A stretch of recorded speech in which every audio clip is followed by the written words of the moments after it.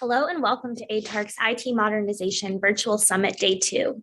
My name is Kirsten Patton and I'm the Working Group Program Manager here at ATARC. ATARC stands for the Advanced Technology Academic Research Center, and we are a nonprofit that facilitates collaboration between government, industry, and academia in order to accelerate technology modernization initiatives. We provide ongoing opportunities for cross-agency collaboration through on-site interaction, learning, and market research. I would like to thank all of our partners today over at Acquia, Armis, Atlassian, AvaPoint, Denodo, Dynatrace, ForcePoint, ForgeRock, Avanti, Nutanix, Pure Storage, Rubrik, REI Systems, Savient, Sonatype, Software AG Government Solutions, and Veeam Government Solutions. And additionally, I would like to thank you all for attending. Up first, we have a visionary keynote speaker, the Chief Data Officer and Deputy Digital Transformation Officer over at NASA, Ron Thompson. Ron, over to you. Thank you, Kristen. And it is really good to be with you today. First of all, I just want to welcome you to day 2 of the ATARC IT Modernization Summit and wish everybody a happy holiday. I can't personally believe how quickly this year has gone by. Actually, the last 2 years have gone by in this really different way that we're working. So thanks for having me. You know, we heard in day 1, about the TMF, we heard about data, the citizen first, we heard about digital transformation, digital modernization, analytics, and emerging tech. I'm here today to talk to you about NASA's efforts in linking digital transformation to IT modernization. So you can look at that as a convergence point. And we like to describe this, the effort of digital transformation within NASA is looking at how we can bring digital to actually transform how NASA operates. So that is really the opportunity that we see where doing things differently, transforming things differently, and bringing that back to the IT services that are being delivered within NASA, and then how we interoperate with other organizations. So first, let me set the context of really how we see things at NASA right now in our ever-changing world. Technology is at the core of everything we do, from our science to our space exploration to launching our astronauts in low Earth orbit. And now we're pretty excited about our next mission coming up. We'll be launching our Artemis rocket next year to take the first woman and the next man on the moon. So we're really excited about that mission. And that first launch is going to be a uncrewed launch, and that's where we're testing out a lot of our systems on our space launch system. So we're excited, but technology is really a critical supporting function in everything we do. But first, let me set the state of our environment and how things are changing. We're seeing an increasing bold and complex mission. We saw last year the robotics mission on Mars. We saw the first helicopter fly on Mars. So we're seeing complexity increase at a very, very quick pace. We're seeing our partnerships with our commercial vendors here within the U.S., across the world, and our nation partners as well. So that partnership is and the interdependencies of what we do with that partnerships are really increasing the pace in which we work, right? And the affordability. We're seeing the cost for launch really start to be reduced because we have repeated solutions come on board, and then increasingly transparent, not only within our partners and how we work, but within our workforce too. That transparency is really something I think our younger generation is really demanding, and as well as being increasingly inclusive, not only within our workforce, but within who we do business with. So NASA must transform, and we must do things a different way. So our DT strategy, we're transforming the way we work. We're transforming our workforce, our experience from our workforce, and then our agility of our workplace. So in our work itself, we're really looking at improving our complex decision making. So these are really the goals, the outcomes in which we're bringing our technology and solutions to address this. We want to make partnership easy, partnering with NASA easier.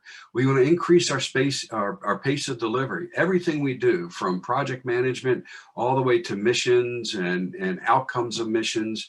And then we want to increase our interdisciplinary innovation. This is really how our scientists work within domains, how we can share information beyond our domains.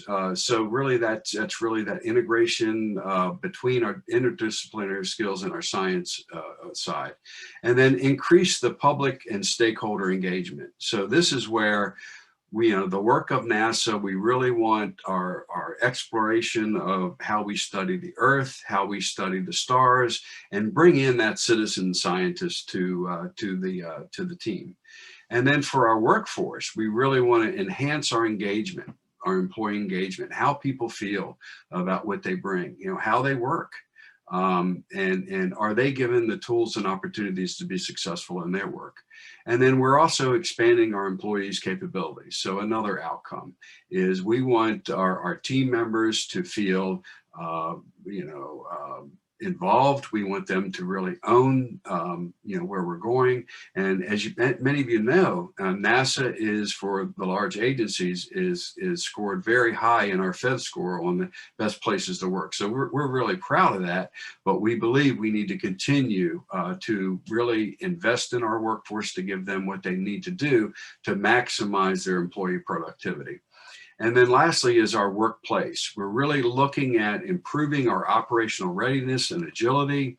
We really want to make teaming easier, right? So we touched on that a little bit about our external partners. We want to make, how the workplace actually interacts and how that experience within those environments really interact. And then we want to re-architect our processes so we work well together. So I often like to tell the story. We do have world-class best of breed, but a lot of this activity is not well coordinated across our enterprise, is not well coordinated across our centers. And we're really architecting our processes so they work together. We identify the dependencies and we identify areas where we can bring in IT modernization to improve that.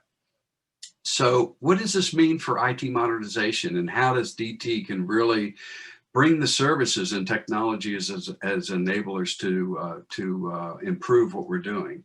And we are really scratching the surface on this. Our DT effort has been in existence, one would argue, since inception. We're a very highly skilled workforce. We are absolutely best of breed within what we do within our programs and our missions. But DT, over the past 4 years, we took 3 years to really research our methodology. And the last year, we have been really working on looking at that holistic enterprise-wide approach to how we deliver our services, on how we operate as an entity, how we really work well together across the organization. So a little bit about what we're doing and how we're bringing in our work to IT modernization is, we're taking a human-centric design thinking approach to identifying pain points and opportunities within the organization to bring in enterprise services. So to bring in solutions, holistic solutions, to where we can modernize. And again, we view digital as an enabler to transform the organization and how the organizations work. So we are very mindful. This isn't a point solutions being brought in to solve a problem, but we're taking that holistic approach and working with the business of NASA, working within our missions, working within our program areas to identify pain points and commonalities where we can bring solutions in. And then we're coming together to modernize our IT, what we deliver, our IT services, our IT capabilities. OCIO within NASA is going through a transformation within that side of the house. So Jeff Seaton is our CIO and has done a really wonderful job over the last 18 months coming together with a plan to take a look at how we deliver services, take a look at that center-centric approach and bringing these services to the enterprise. So we're seeing efficiencies on what we're doing to improve our infrastructure, the core services that we deliver today, and then also identify new and expanding services.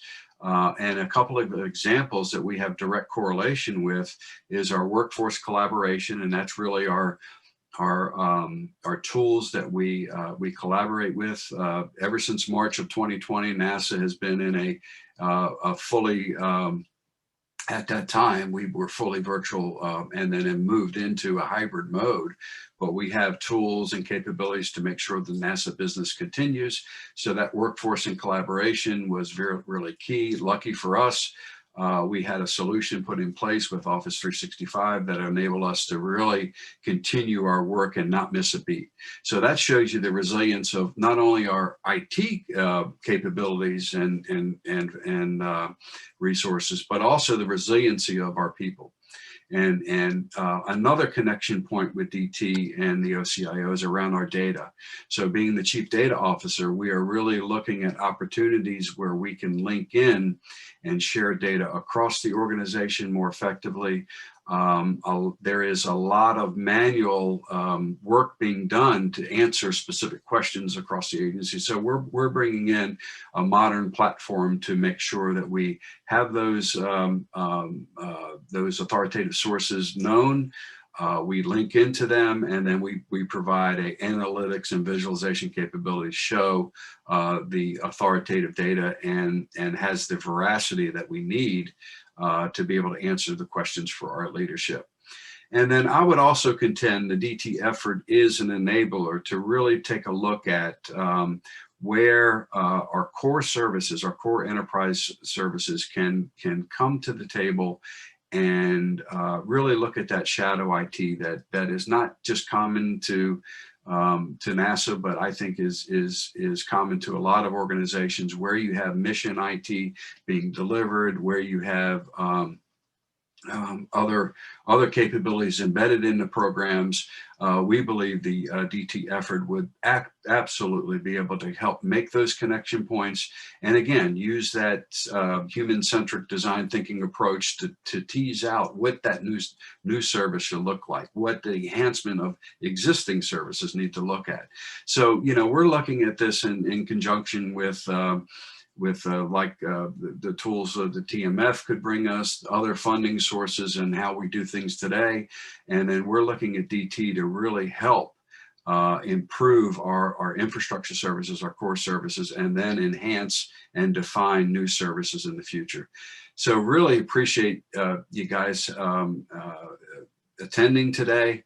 I know it's a busy time in December, a lot going on, end of the year for our government colleagues and our partners that support us, end of the year for for what you're doing. And I would just encourage everyone to take some downtime during this time, spend time with your families, rest up. I know we have an exciting 2022 coming in the future.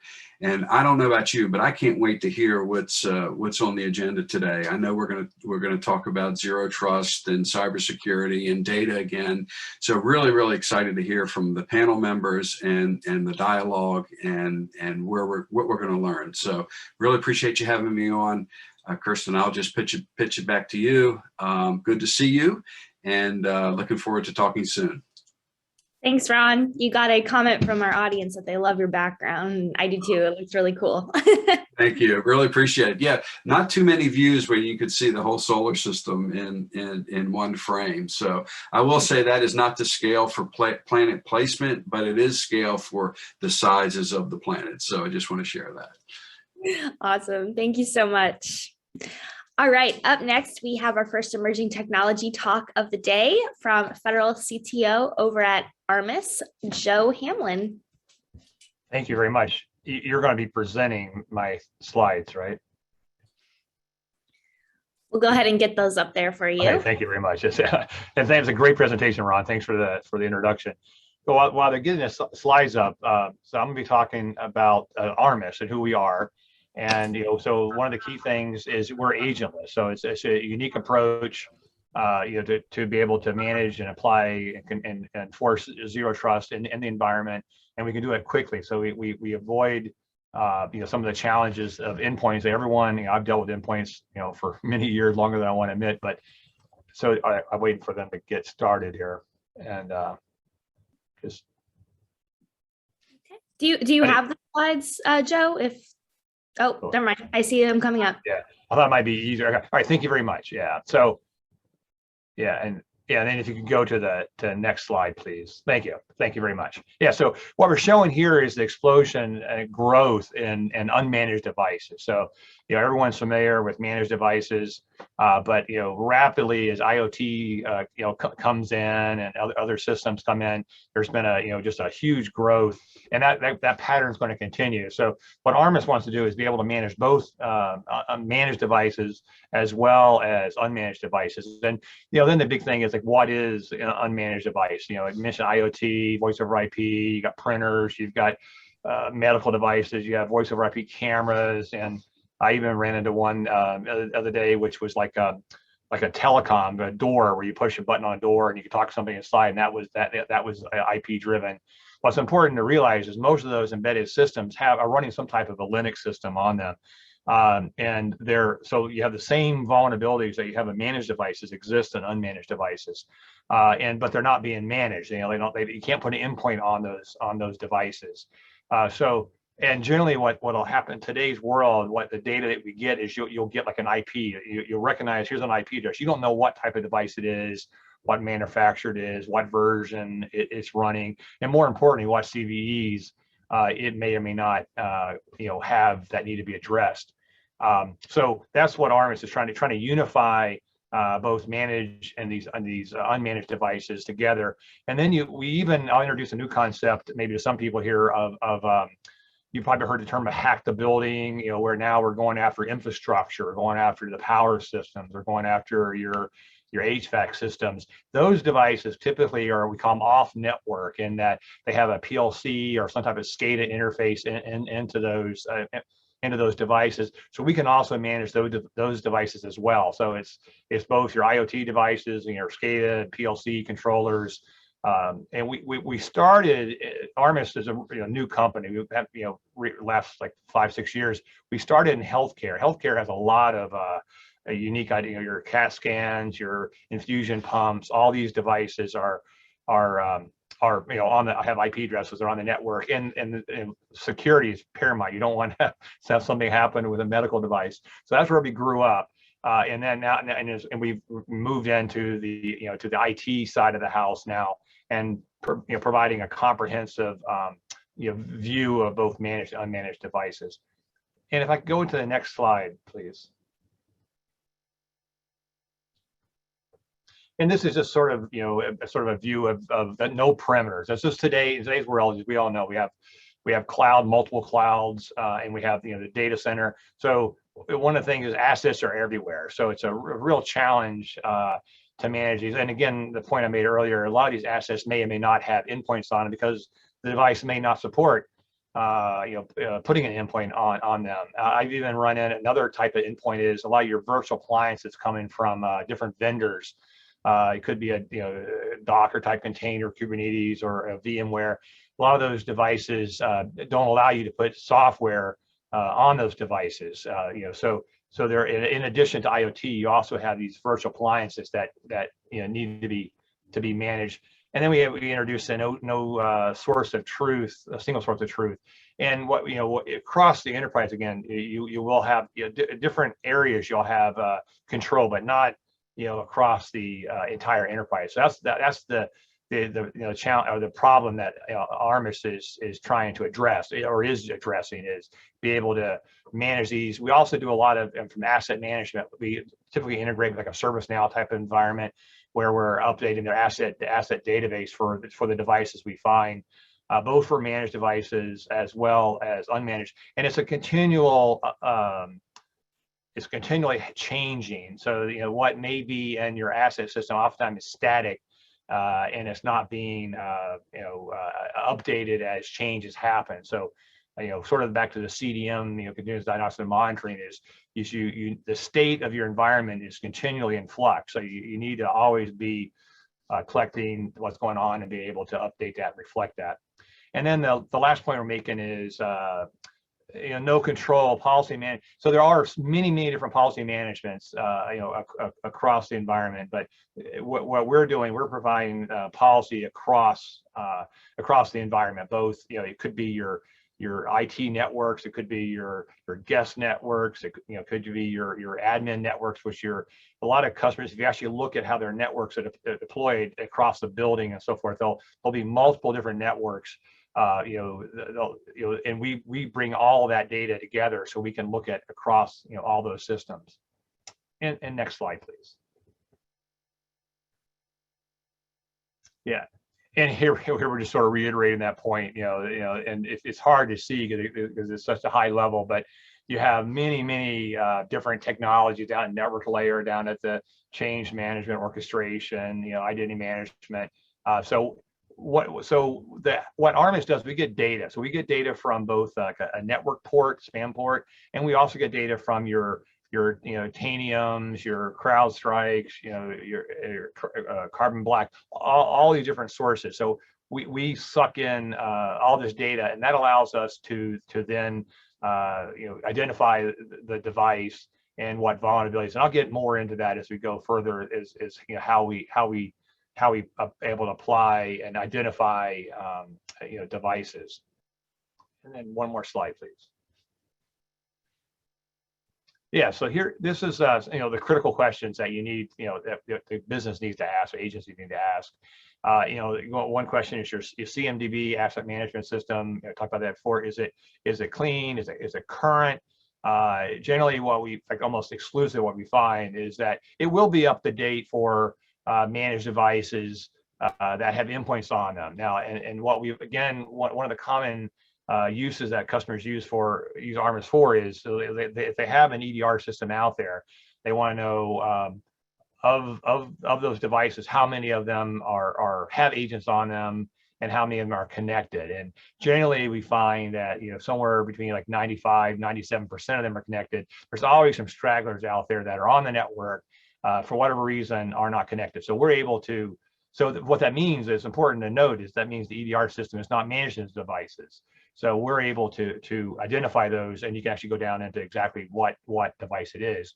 And then we in fact, we just did a POV recently where we found XP OS on the environment.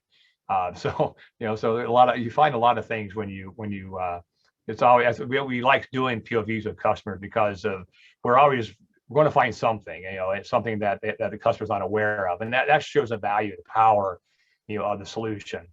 And then we have different what applications are running, and you're looking from a CVE perspective. All these applications secure. Do they have any known vulnerabilities with them? And then from a forensic perspective, a device had an IP. What type of IP did it have? 2 months ago, 2 weeks ago, what have you? Because in a DHCP environment, those IPs are changing, and a lot of times your forensic systems are only going to report IP. So you were able to map from from a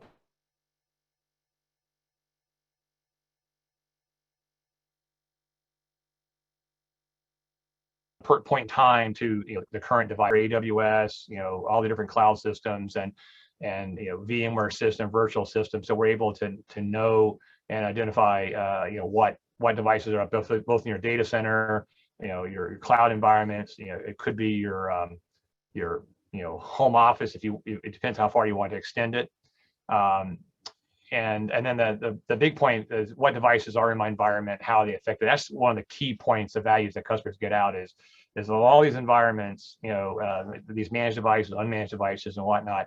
How many of them are vulnerable? What's my posture? What's my security posture? Simple question that I do a lot of work with DoD, and that's one of the core things they want to know is what is my compliance posture at this point today?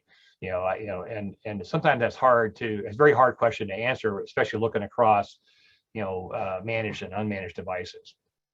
Okay, and then if you could go to the next slide.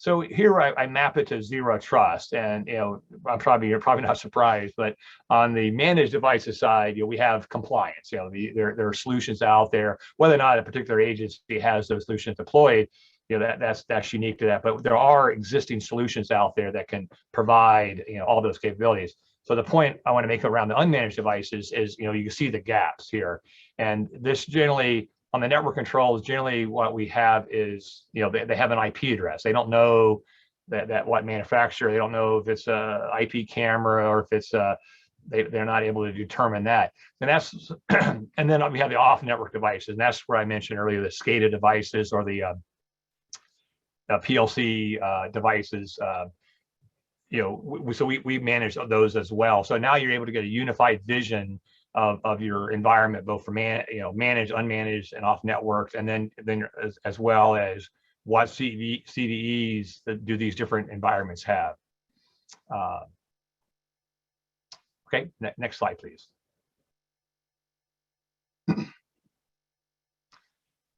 And this just sort of sums things up. So we do discovery of assets. We identify the gaps and vulnerabilities, of the assets we find. We can automate enforcement of security policies. So as well as consuming data, we're able to interact with your different, Cisco ICE or whatever it may be to turn it, to kick a device off the network or to initiate, maybe a remediation or a patch being applied, or we can do all those kind of things. We eliminate the complexity and fragmentation. What we find, and one of the value propositions or ROIs of the solution is a lot of time, particularly with the unmanaged devices, that's done manually. You have people, I think I was involved, I think about 6 months ago or so, involved in a FISMA high sort of a reaccreditation that we were going in. We had to count for all the IP addresses, IPs that were in that environment. And sounds like a simple thing to do, but it's actually pretty hard. So we had like 300 some IPs, and there ended up being 17 that we couldn't identify. And we had to manually go around and try to track it down. Ended up being they were a combination of IP cameras, door cameras, and some other IoT devices. So it can be a very challenging problem, and ARMIS makes that very easy. And then lastly, reduce workload, and that sort of ties into that, where a lot of that manual process is now you can automate that. And then in the future, I'll get into some more details of how some of the behind the scenes, how ARMIS is able to do the identification, I think, coming up. Next slide, please. Yeah, here we go. So again, I want to stress the agentless. So, and it's one of our key things, our approach is, and so we're trying to get the time of value, where you can get the system up and running. We're a SaaS solution. We have a sponsor. I'll address FedRAMP. So while I'm on that point, we have a sponsor for FedRAMP. We're going for IL4, and in fact, I was hoping we'd be in process by the time of the presentation, but now the current is we're going to be in process next week. But so anyways, that's where we're going, and so that really helps us be able to quickly provide value. We can get the solution up, connected, and you can start getting value out of the solution and that day. Whereas for people who worked with agent-based systems, it could be much more difficult. You have to how you deploy the agent, you have to maintain the agent. So it's really a paradigm shift and how we approach it, and you can get value out of it, and you don't have to struggle with an agent is an old one, and how do you update it and everything. So again, we've gone through this before, but we'll discover all assets. I don't want to belabor that point. We'll tell you the operating system, model, the make, all those details. Then we identify the risk and the security gaps, and what CVs apply to it, so we do that. Configuration errors also, and that's a nice one. We do configuration errors, so you can use that a lot. We'll have a lot of customers may have different systems, and so that they're not expecting us to be able to do that anyway. So that's a nice thing we can do. And then if credentials have been compromised, we can track where somebody has what systems they have access, in the environment. And then automated enforcement. So, we're able to do, active, it's bi-directional, active. We can integrate with, whatever the device is and tell it, be it a SCADA device, be it a PLC controller, be it a Cisco device or some type of switch, whatever, maybe we can integrate with them.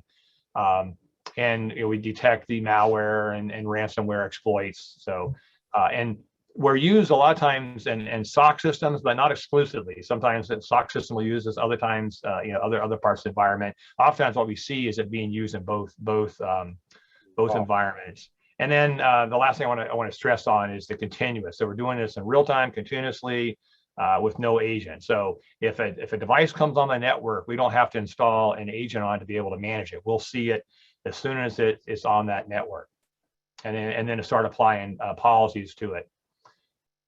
Okay, next slide, please. Thank you, right here. So give you some sort of, and we have one more slide, we'll get into it a little bit, how we do it. So, we're a SaaS solution. We're running up an AWS GovCloud right now, and that's where our FedRAMP environment will be when we get in process. So we're tracking a billion. I think that number is actually more, around almost 2 billion now. What that number actually means, put some context on. These are devices that customers who are using our solution or in their environment. So it could be a Windows 10 machine, it could be a Linux machine, could be Mac OS, could be a mobile phone, could be cameras, all those kinds of devices. That's what that number refers to. And so if we see a new device, and this usually happens on the medical side where they come out with some kind of medical device for the first time, and we can't match it, then we'll build a pattern around it. So we have like an AI engine, machine learning engine that we identify. So we'll build a model of that device, and it could be how does it communicate, all those type of things encompassed in that model, and then we share that. The model, that is not the data, we'll share the model with everybody else, all of our other customers. So we're continuing to grow and to build as we identify new devices. And again, like you saw that paradigm, how it's growing so rapidly. There's new devices are coming on the network all the time. And then next slide, please. Yeah, and here we get into some more details on the physical side, the network side, and the behavioral side of it. This also means that we're, as an example, the PLC controllers and the SCADA controllers. So we're, in addition to talking IP, we're actually able to talk, the protocols that those systems. That's how we're able to get off network, to be able to interact with those systems. So and I would get here the number on the right side, tracking 200, that number, this is an old number. This is more around like the 1+ billion, and we have roughly 300 million profiles that we've created for devices, and that's growing. And a model, it could be a IP camera, a certain manufacturer, in a certain firmware versions, because there's multiple versions of firmware depending on what's on that particular device, and that's where the CVE vulnerabilities apply to this firmware version and not this firmware version. So that gives you some... Sorry to interrupt, but we do have to wrap up in a minute, please. Okay, thank you. I think I'm getting near the end. Thank you very much. One more slide then. Yeah, this is just, I won't spend a whole lot to belabor it. This is how we're policy violations. We're able to trigger that. We can block the network control. We can alert the SIM, the incident response system. And then one more slide. Yeah, next slide, please. Yeah. And this is just showing the cloud, the chaos, and then I'm trying to speed it up here, get to the end. Go one more slide. And we bring it all under control. And you can view it. There's multiple different ways you can view the data. That's up to how that particular customer wants to view it. And I think my last slide is after this. And this is just showing the asset. And this is what I want to show here. You can drill down on the circle. You can present it bar charts. And this is some of the data that we're collecting. And it's different for whatever. If it's a SCADA device, it's different type of data. And then the last slide is Thank you very much for your time, and a pleasure talking to everybody. Thank you. Thank you so much. We really appreciate it. All right, up next, we have our first panel discussion of the day. And this time it will be moderated by Lamar Johnson. So Lamar, over to you, sir. Great, thank you, Kirsten. Hello, everyone. My name is Lamar Johnson. I'll be moderating the next panel. I'm a tech reporter at Meritalk, where I've been for a little over the past year. But before we begin, I just want to encourage everyone to submit questions of your own through the Q&A section of this platform. We'll be going through them throughout the panel. So please send them in as we go. And also remember to answer all the poll questions as we go through them to ensure you get your CPE credits.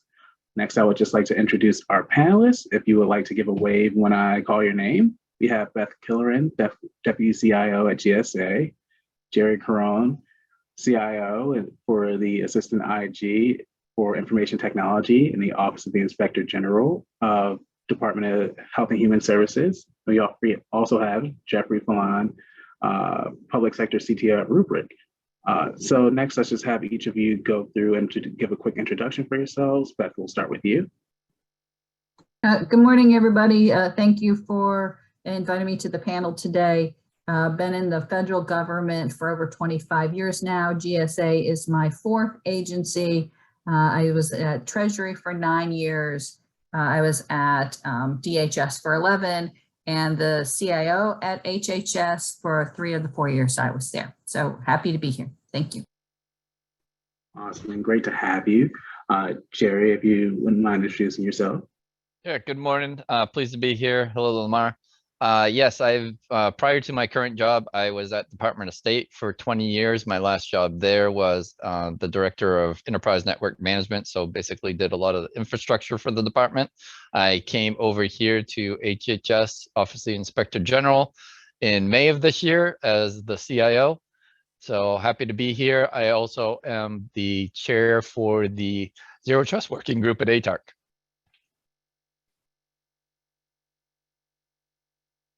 Great and awesome having you here as well. And Jeffrey, if you wouldn't mind giving yourself a quick introduction as well. Yeah, it's great to be here today. Thanks, everybody. I'm the public sector CTO at Rubric. I'm responsible for digital transformation and modernization efforts for our client base. I'm responsible for our state and local markets, as well as federal civilian, healthcare, DoD, and the IC. Prior to that, I was the portfolio lead at GDIT on the MilCloud 2 program for about 3.5 years, where we stood that cloud up and rolled that out. And then prior to that, I was the chief product officer at Northrop Grumman Information Systems with a focus on full spectrum cyber operations and using AI machine learning techniques for malware detection. Amazing and awesome to have you as well. So first, I want to talk a little bit about securing the workforce, because I feel like much has been made about how agencies had to adapt to the beginning of the pandemic last March and throughout much of the last 2 years. However, with variants after variants coming and we're figuring out having to do this on the fly, I want to know how your agencies and organizations are continuing to adapt from a cyber standpoint, as it appears will be at least hybrid for a while. So Beth, I'll start with you. Yeah, so our organization was very fortunate to be one of the 3 federal agencies to get Technology Modernization Fund money for Zero Trust. Obviously, we had been doing some things in preparation for remote capabilities, because our agency actually had a diverse and hybrid workforce prior to the pandemic, where we would have at least 40% of our workforce teleworking on any given day.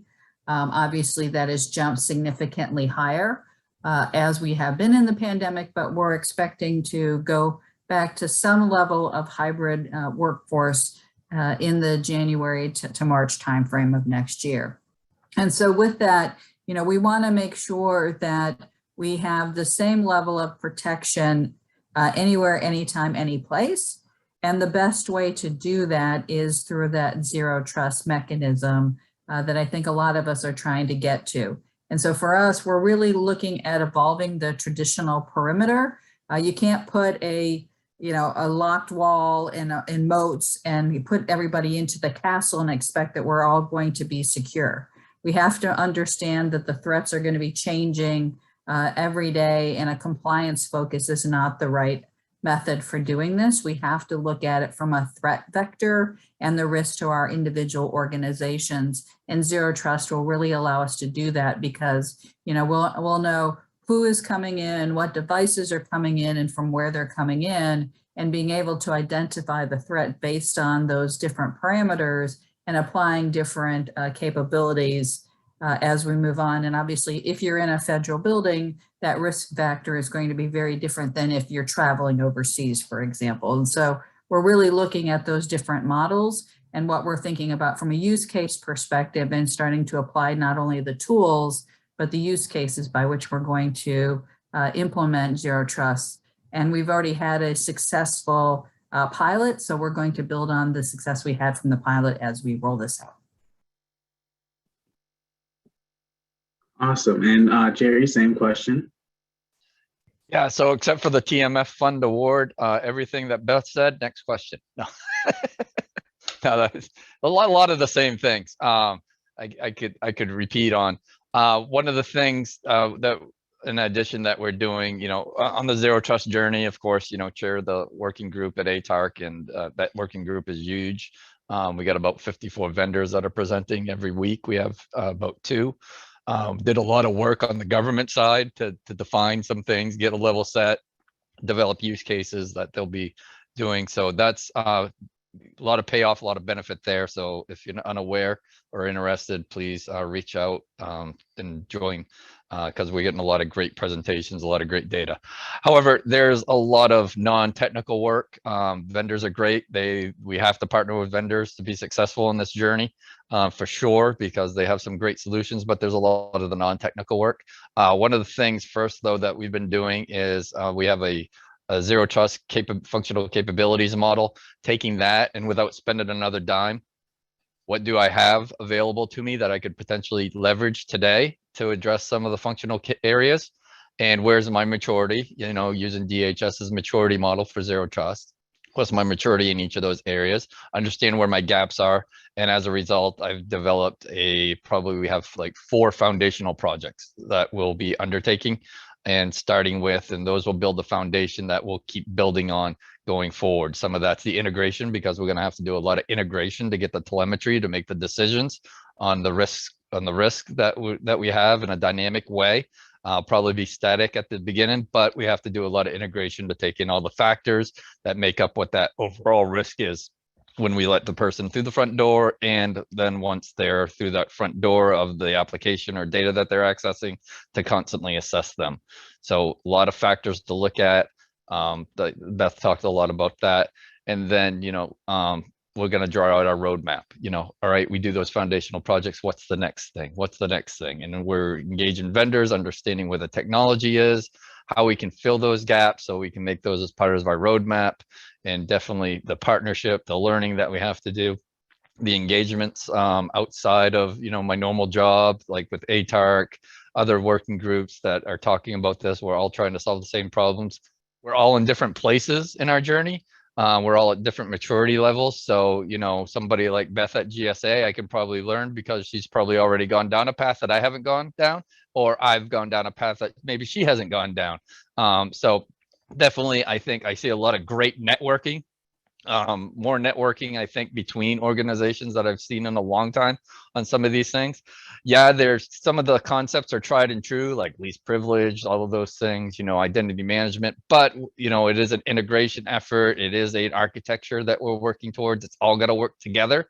I like to say, you know, building both the bridge from both sides of the river and making sure that it meets in the middle is very important. So a lot of work being done. It's going to be interesting to see how the federal government and OMB comes out with their guidance, and how things are going to change. How is this going to be measured? You know, we're trying to get to a place where we're being more effective with our cybersecurity, you know, and things like, you know, just the check boxes, and compliance is a different thing, right? There's a place for compliance, but also we want to be effective. So what's that balance going to look like going forward? How are we going to measure our effectiveness? You know, we can do red teams, blue teaming, purple teaming, all those kind of teams, you know, the colors of the rainbow, but you know, that's resource intensive. So automation. I think machine learning and AI are really going to come to fruition. We're really going to have to leverage that so we can baseline normal. And when abnormal happens, we can immediately take action and not rely on humans and looking for the red light to say, oh, I better check out to see what this is. Automation is going to be key going forward. Got you. And I heard something I want to come back to, but first, Jeff, same question. How are you all at Rubrik securing your workforce? And also somewhat a dual question. What role do you see industry playing in supporting the federal government as it transitions to this zero trust model? Well, you know, first of all, with the transition, you know, Jerry's doing a great job. He's really, from an industry perspective, I know, you know, my guys are in talking to him and he keeps asking them questions that they don't have answers to. And it's been really good because it's forcing vendors to think differently about how they're selling, positioning, and delivering their products. So I think this is a really good thing, helping us really focus on the zero trust architecture and making sure that the value proposition isn't really just features functions, right? It's very clear, it's fitting into the architectures. And we're starting to look at the roadmap. And from a workforce perspective, you know, I'll talk about what we're seeing across government. And I think both Beth and Jerry talked about this, is that there's a huge sort of maturity differentiation we're seeing across the marketplace, right? And the pandemic really forced people to really think about identity and access, I think, first and foremost. And so like we had one customer where before the pandemic, they only had 35 teleworkers, and literally the next day they had over 12,000. So you can imagine how that would impact their infrastructure, the security teams, access teams, everything. I mean, it was a really huge challenge there. But now with the remote workforce, every organization is rethinking access, right? I know people had access before, but do they really need to have access now? And, you know, it creates a natural tension. Users want access to everything. Security teams don't want access to anything. And so you've got to meet somewhere in the middle. But this trust nothing, suspect everything sort of paradigm that we're seeing put out around zero trust, I think candidly is just a great, you know, baseline of hygiene for everyone. So as a data security company, obviously, you know, we're adhering to these best practices. And I guess the last thing I want to say is, you know, as OMB and CISA are coming out with the guidance and the work that we're one of the partners within the Zero Trust Lab, it's also helping us provide some feedback to policymakers, for example, chief data officers around their plans. And one of the gaps we've seen, and we've submitted comments into OMB, is that backup infrastructures are not part of the maturity model right now. So while everybody talks about recovery, there's not a maturity level that really has been articulated for an organization to be able to demonstrate empirically and where they can be audited to show that they have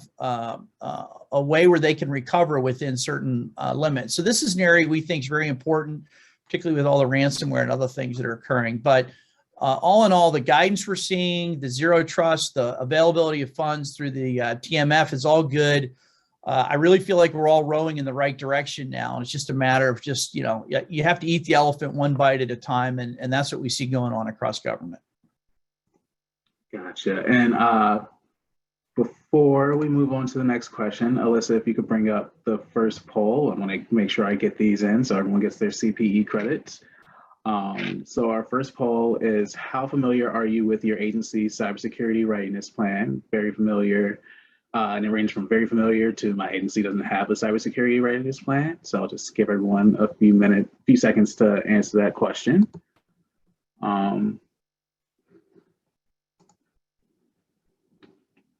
If that poll's anonymous, you'll probably get better answers. I believe it is. Let's see how everyone does with that one.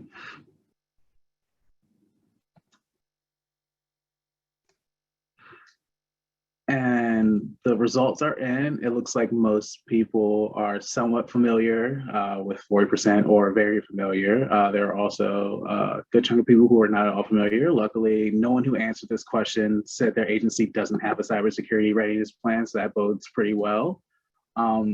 but someone talking about cybersecurity readiness and going back to something I heard all three of you mention, when talking about modernizing cybersecurity, how much of it is about changing the way we look at it, going from, like Jerry and Beth said, like a compliance-based system to more of a like defense forward, as there's someone who constantly says that, and I can't remember his name right now, but threat forward, seeking threats rather than working on how do we comply with these systems. So Beth, I'll start with you. Yeah, I mean, so compliance drives you in a particular direction, right? So if you're going from a client's compliance-based perspective, you are basically hitting a check items that are either an aggregate of what an organization or a body has indicated or somewhat of a high risk or a high priority. However, that is not how a cyber threat works, right? I think, Jerry was talking about, this is an aggregate of, a defense and offense, where there's a particular body of individuals, in many cases, either state actors or criminal affiliates that are very well financed and are wanting to stay one step ahead of us. They understand what the NIST standards are. They understand what our compliance elements are. And so they're not going after those avenues. They're going, looking for that one crack in the window, right? And if you can get in one crack of the window and feed your way into a system, then you can put tentacles out. And so if you're locking the front door and you're locking the back door, but hey, you can get in through the HVA system, where are you going to go? You're going to go into the HVA system, and that's where compliance has failures or limitations. Every agency is going to have a different threat vector.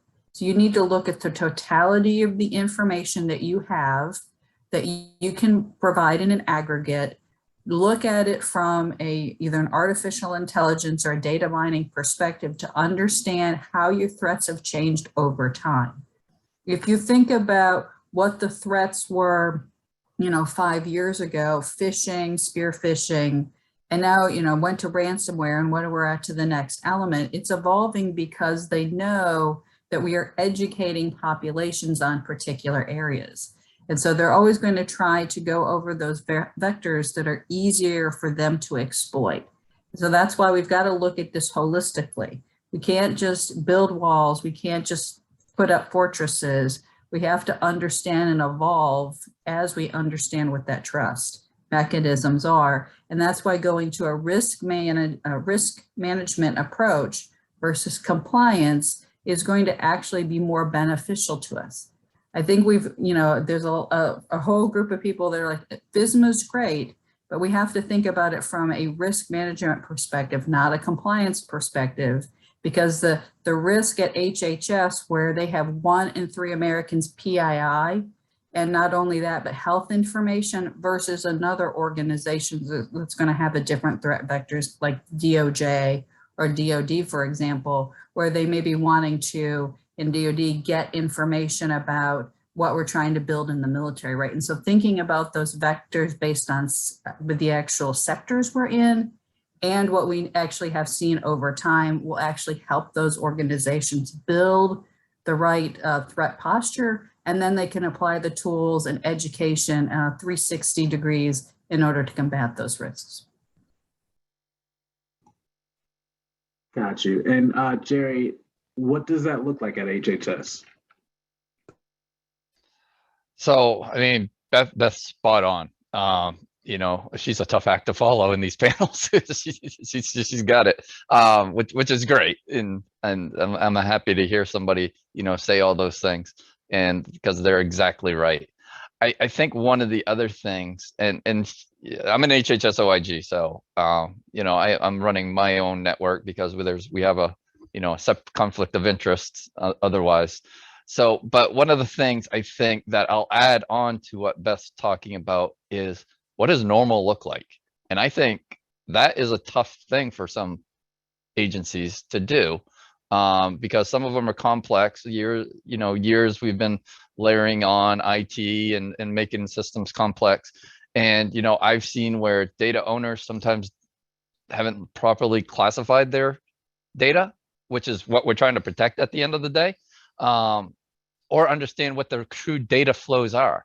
And, zero trust to me is about protecting the data. Yeah, identity is very important. A lot of people focus on identity, but I always remind them, if you get compromised and I'm the cybersecurity analyst, my first two questions are probably going to be, what did you have access to? And is there exfil? So what am I talking about? I'm talking about the data. Yeah, am I worried how you got leveraged? But I want to know, I got to protect the data. So really got to understand what those flows are, where that data resides. Like Beth said, 1 in 3 Americans PII. Where is that data? Where is it supposed to be going? How is it accessed? Who's it accessed by? It should be judicious, right data to the right people at the right time. Is that data have its integrity? So it is true to its word that somebody hasn't tampered with it. So baselining that is very important, because when something that is not of the normal happens, you want to be able to take, in a zero trust, you want to take immediate action, not wait for, hey, that doesn't quite look right. Let's let the humans figure it out. And then, while that's going on, guess what? If it is a malicious activity, like Beth said, these are nation states that we're dealing with. These aren't the script kiddies from the days past trying to change the front of our website because it's funny. These people are really after data. So we really got to understand those concepts. There's a lot, we could talk a lot about technical, but there's a lot of non-technical work. I think, what Beth's talking about, what I talk about all the time, there's a lot of people, process, governance, and understanding what your risk tolerances are and your risk thresholds are going to be as we move forward, because those risk thresholds are going to decide, when I get over that threshold, what is the action I want to immediately take, when we're in a fully implemented zero trust environment. So understanding what those dynamic risk thresholds are going to be. Can't be a snapshot in time. Today, Beth talked about FISMA. Yeah, we do a snapshot in time. The assessors come in, they assess the system, check, check, check, check, check. Guess what? That system goes through changes, and we assess it again, maybe in 3 years, or if there's a major update, it gets a targeted assessment. But we can't do these check marks in time. We have to do this as real time as possible, because our data is always moving. It's always being shared. It's always being accessed. Factors change all the time. So the more we can address that, the better off we are. Great. And we have one more poll question. So let's see if you can pull up the second one, and then we're going to do a quick lightning round because we're running short on time. So that second poll question is, out of the following priorities, please select what you believe to be the most important for your agency, and whether that's modernizing cybersecurity efforts, optimizing service delivery, adopting cloud technologies, or reducing costs. We'll give people a few seconds to answer that. And I'll also give our panelists a few seconds to think about our last question. We're going to do a quick lightning round. Jeff, since I didn't get to you on that last question, we're going to start with you here. And it's mostly, we're a little over a year from SolarWinds. And there have been a lot of, it's been a big year for cybersecurity in terms of like the mainstream, what are people paying attention to? From the cyber EO to, awesome, we also have a few more minutes. So this will be the second to last question. We'll have a lightning round after this, but same question still. From the cyber EO to team up, we have the answers. The question is going to be, what are some of the actions taken this year you think have the potential to make the most impact going forward? But first, let's look at what these answers look like. We have a dead heat between modernizing cybersecurity efforts and optimizing service delivery, with the next closest being reducing costs. So Jeff, going back to that question, in the year since SolarWinds, what have you seen come down the pipeline that you think will have the most lasting impact? Well, I think, a lot of what we talked about today is really, I think, the bedrock for what's going on. So the executive order, I think, has really created a really great impetus. It's forcing people to make some of these decisions that maybe candidly they've been avoiding over the years. Obviously, in government, there's a huge amount of legacy infrastructure that was just never designed or intended to provide the resilience and defense measures that we have against these actors today, right? As both Beth and Jerry have indicated, we've got, everybody, we tell this to our commercial customers, state, local, education, everybody. You have nation state actors in your environment, period. And you have to begin to think that way. And so I think the zero trust framework, the maturity model, the cloud security model, the executive order, all of these things coming together are making this a priority at the highest level within leadership. Money is being made available. And, to both Jerry and Beth's point earlier, it's really not a technology issue here, right? There's lots of policy, training, and process issues that also need to be addressed simultaneously. So when you get into AI, machine learning, you naturally have people that have been running these infrastructures, which may be very manual in nature, suddenly say, well, am I going to lose my job? And the reality is they're not going to lose their jobs. We're going to get them some new tools because they understand the intricacies of that environment. So, that's a long answer to, I think we're starting to do a lot of what needed to happen already. The pandemic is accelerating things. And so we sort of have this, I don't want to say it's a perfect storm, but we have this convergence of issues that I think between policy, money, guidance, and problem sets with the pandemic is really forcing people to do this. And I think it's going to continue to improve our operations despite let's say, the difficulties that kicked them off. Totally. And Jerry, same question.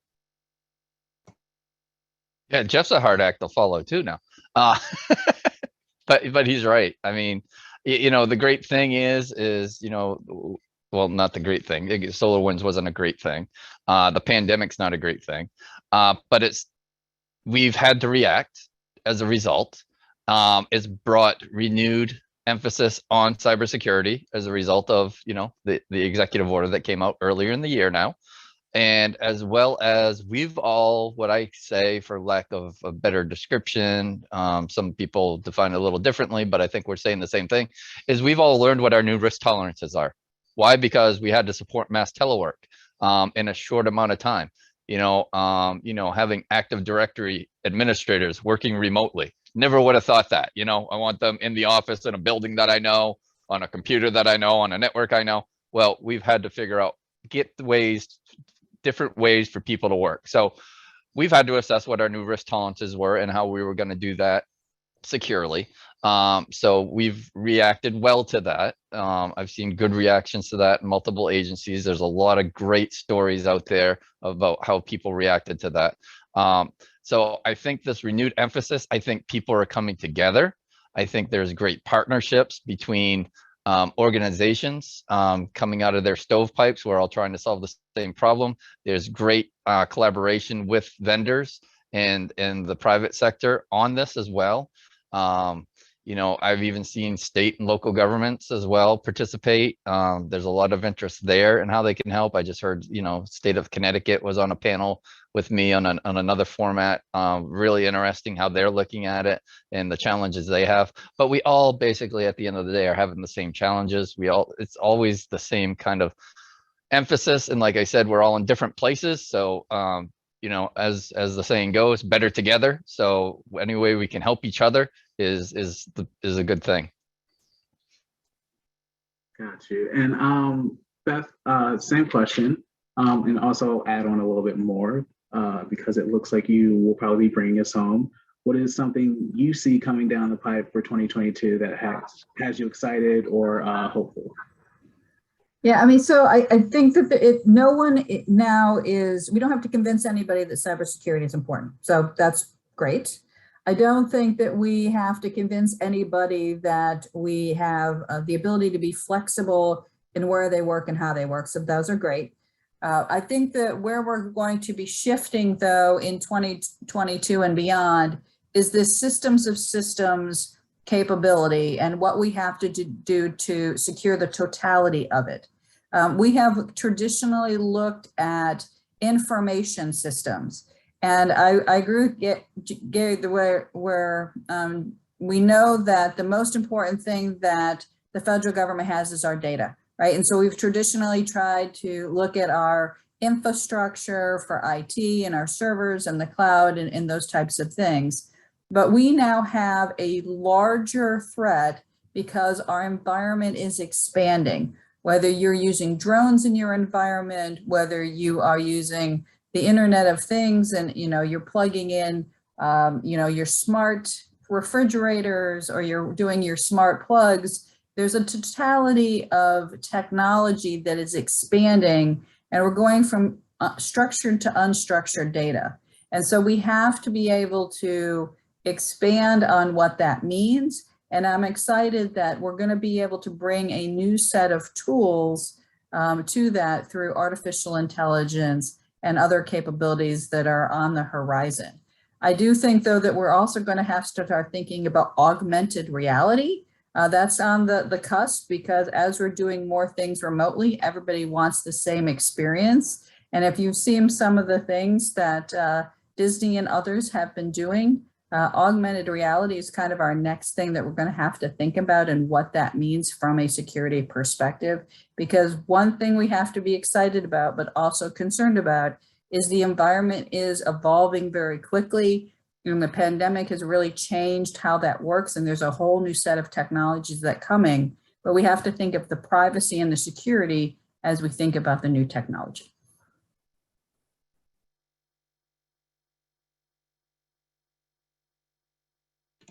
I muted myself. But amazing answer, Beth. And unfortunately, that's all the time we have for today. I could talk to these three all day if we had the time. But I wanted to thank my panelists as well as the audience. And with that, Kirsten, I think back to you. Great. Thank you so much, Lamar and panelists. Excellent discussion. Up next, we'll be hearing from another emerging technology talk, this time from Jay Leask. Jay is the U.S. Federal Director of Strategic Accounts and Solutions at AvaPoint. Jay, the floor is all yours. Thank you so much. Just trying to get myself in here, and I think you've got my video. I do have a few slides, but given the amount of time, I promise it's just a few. I'm actually really honored to follow that conversation because of how relevant it was to what I'm going to talk about, which is looking at Microsoft 365 collaboration from a zero trust lens. Let's see here. Hopefully you guys are seeing my slides okay. When we talk about zero trust with our customers, most often what we hear about is more the traditional methods of protecting our perimeter. You look at the empire, building a wall around the empire to make sure the bad actors can't get in, or look at the city, and we've got neighboring towns that we may have traditionally not wanted to come in without permission. And then we get down to the home and we're protecting our particular stuff. From a zero trust perspective, I think it's very relevant to consider it like this. You've got to protect your network to make sure bad actors don't get into the network. And then you protect your application to make sure your specific set of workflows and data are protected. But when it comes to collaboration, we protect the data, the items very well with things like DLP, but we often forget about protecting the workspace themselves, the teams, the site collections, the groups, and considering things from that angle. So when we talk with our federal customers and defense industrial based customers, some of the best practices that we have helped them develop are to look at the data at a workspace level, to establish ownership of those workspaces. Who is in charge of this site collection, this team, who knows the business purpose, and who should be accessing this team. Being able to look at those workspaces and classify them from a sensitivity perspective. A collaboration space like Microsoft 365 is going to have things from very sensitive employee data or CUI, all the way to the local running club, the office running club, now that we're coming back into the office. And so we have to determine, what is the right level of security for that specific classification. We also need to look at what type of attestation or recertification is required for these workspaces.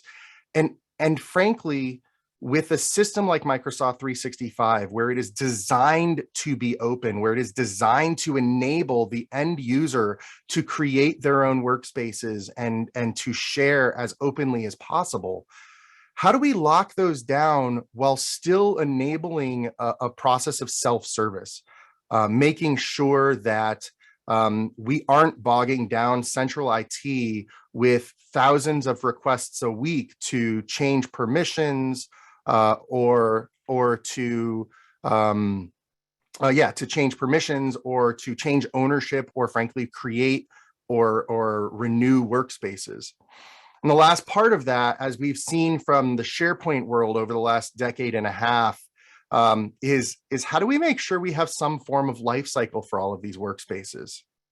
So with our customers, with our federal customers, we have identified 5 primary areas of focus to do this from a lens of zero trust, to make sure that not only are we providing governance of these workspaces, but how are we ensuring that the right people have access to this information at a workspace level, not just at an individual file level. And it's important because I think Jerry, I heard you mention that not everybody is classifying their data. So how do we make sure that a level up from the data, we are classifying workspaces where we know sensitive information is going to be shared? So the first thing we talk about with our customers is cataloging those workspaces, understanding who owns them, what type of sensitive information might be in them. The second piece is prioritizing security with those workspaces, making sure that you have a concept of, because this has CUI or because this has PII or a certain type of classification, that these are the policies that need to be enforced on that. The third part is automating that policy enforcement so that you don't have to manually review and act on every single one of these workspaces, these teams and site collections. The fourth piece is monitoring what's important. Because you have cataloged and prioritized, you can now focus your efforts on either the pieces of most sensitive information or finding the things that haven't been cataloged and focusing on that action, but you don't have to do the whole thing altogether. And then the last piece is validating your outcomes. Making sure you have a means to identify where there is exposure, a risk of exposure, and where you have decreased that risk, and making sure that through this process, you're doing it as automated as possible. Now, I think I only had 7 minutes, so I have case studies to talk about, but if you'd like to hear how we're doing this, both in the federal space, the federal civilian, the DoD, and in the defense industrial base, I'd be very happy to follow up with you and talk about some of these case studies. But frankly, if you're not looking at our software to do it, these 5 categories are still something you should be looking at to complement the zero trust strategy you're building around network, around service, and around identity, bringing it to the collaboration workspace and having a means to handle that sensitive information at the workspace level. Thank you, Jay. We appreciate it. Hope to have you back again soon. My pleasure. Thank you for having me. Yep, thank you. Up next, we have our second emerging technology talk, this time from system engineer of federal over at Pure Storage, Nick Saki. Thank you, Kirsten, and it's very good to be with you all today. And really appreciate the opportunity to listen to the leaders on this call and to hear the challenges, the aspirations, and of course the accomplishments of the various agencies as they pursue their innovation strategies and their digital transformation.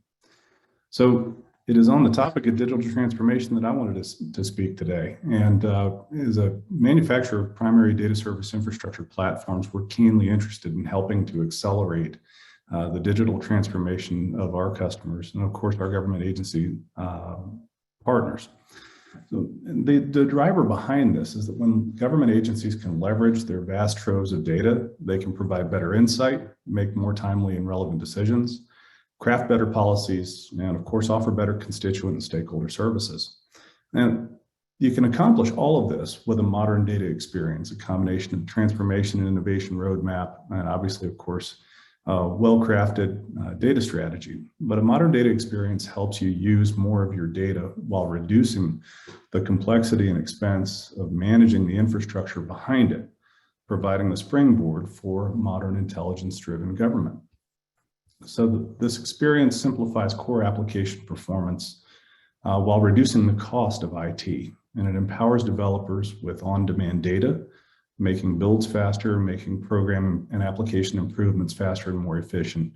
And it enables the agility required for DevOps and continuous integration, continuous delivery pipelines. This helps deliver next generation analytics as well as acting as a data hub for the modern data pipeline. So in short, a modern data experience gives agencies the platforms that they need to stay ahead and to adapt to the tremendous changing conditions in which our large organizations find themselves. And it's not really as much about how much data governments have, it's about what you can do with it. So enabling data agility and data service across the enterprise. At Pure Storage, our focus is enabling digital transformation through the modernization of three key elements: the infrastructure, the data management processes, and the applications. So what we deliver is software and hardware that's effortless to use, efficient from end to end, and evergreen for sustainment. You use the speed and efficiency of all-flash technology to advance your mission and meet your budget. Pure's cloud data services, infrastructure, and management extend a modern approach across all of your data, both on-premises and in the cloud, making that data fast, shared, and on demand, reliable and secure, and hybrid by design. So we're enabling true hybrid operations. So you can build your cloud, run applications anywhere, and protect your data everywhere. So Pure helps you extract maximum value from your agency's data while reducing the complexity and expense of managing the infrastructure behind it. And here's how we do it. All right, fast data is agile data. Pure redefines fast with powerful data agility, delivering the lowest latency, highest bandwidth, and powerful performance. Flash memory enables tremendous performance, reliability, and efficiency, providing your agency with a velocity of data necessary to drive insights, make decisions, and shape policy with unprecedented speed and accuracy. Now, cloud everywhere is the idea that it doesn't matter where your data is or what infrastructure it resides in, whether it's your own agency's organic capability or if it's hosted shared services on a third-party provider.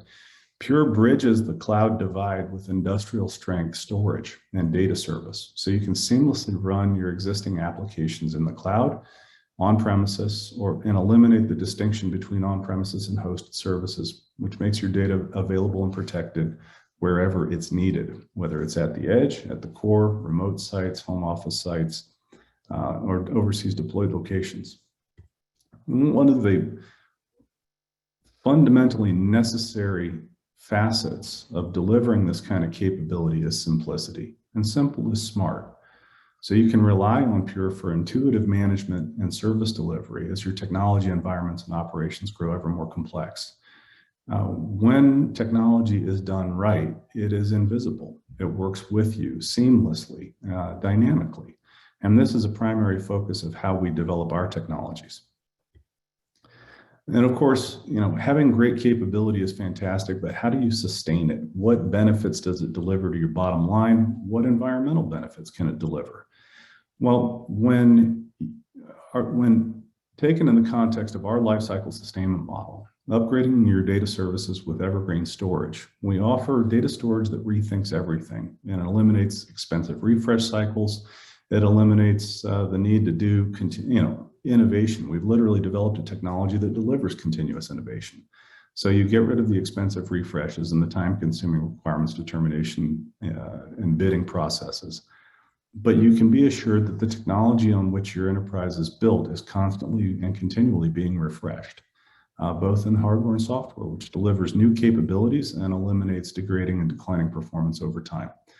Essentially, it's a technical debt cancellation program. So being able to non-disruptively upgrade our technology in place means that your infrastructure is continually refreshed and continually taking advantage of the latest technologies. These automated hardware and software upgrades let you keep pace with technology evolution without downtime or performance impact. And lastly, as a famous advertising slogan for an automobile manufacturer once said, it's not about how fast you go, it's about how well you go fast. So from the security standpoint, which is always top of mind to how we develop our platforms, we meet the ultra high security standards of FIPS 140-2 in this special publication 800-53. With validated always-on encryption and validated system administration and system security standards. So we provide a method is for securing your data forward to prevent the risk of loss, capture, compromise, data intrusion, and corruption. These capabilities are utterly necessary and often taken for granted, but in truth, implementing strong security with tremendous convenience requires a tremendous amount of engineering on the vendor's behalf so that you don't have to worry about it. And so we want to thank you very much for your time today, and we certainly hope that we can partner with you to facilitate your data transformation and adoption of a modern data experience. And thank you, Kirsten. Thank you, Nick. That was great. Up and next, we will have another panel discussion, this time moderated by Jory Heckman. Jory, over to you. Great. Thanks, Kirsten. And hello, everyone. I'm Jory Heckman, reporter over at Federal News Network, and I will be moderating this next panel using data transformation to guide federal innovation. And wow, what a year it's been in terms of data transformation. What a year it's been for the CDO community. We saw just in the past few months alone, the 2021 action plan for the federal data strategy. The CDO Council held its first public meeting and issued an RFI asking the public for next steps on where they go from here. And they actually got feedback from the public on terms of what those next steps should be. So that's just a little bit of what to expect. As far as the framing for this conversation, a little bit of housekeeping before we get started. Please, everyone in the audience, submit questions of your own in the Q&A section of the platform. We're all pretty familiar with where that lives on Zoom. And, I'll be sure to make sure that we get to those questions throughout the panel. So please keep those questions coming in as we go. And another thing, if you've been following along here, you've been pretty familiar with those poll questions that pop up. There will be 2 of those during this session. So make sure you answer those poll questions so you get your CPE credits at the end of the session here. And with that, I would like to now introduce our panelists. And everyone, if you could please just give a wave when I say your name. We've got a great panel. We've got Jenny Sue Ross, the Senior Advisor to the DoD Chief Data Officer over at the Department of Defense. We have Phoebe Nerdahl, the Head of Public Sector over at Atlassian.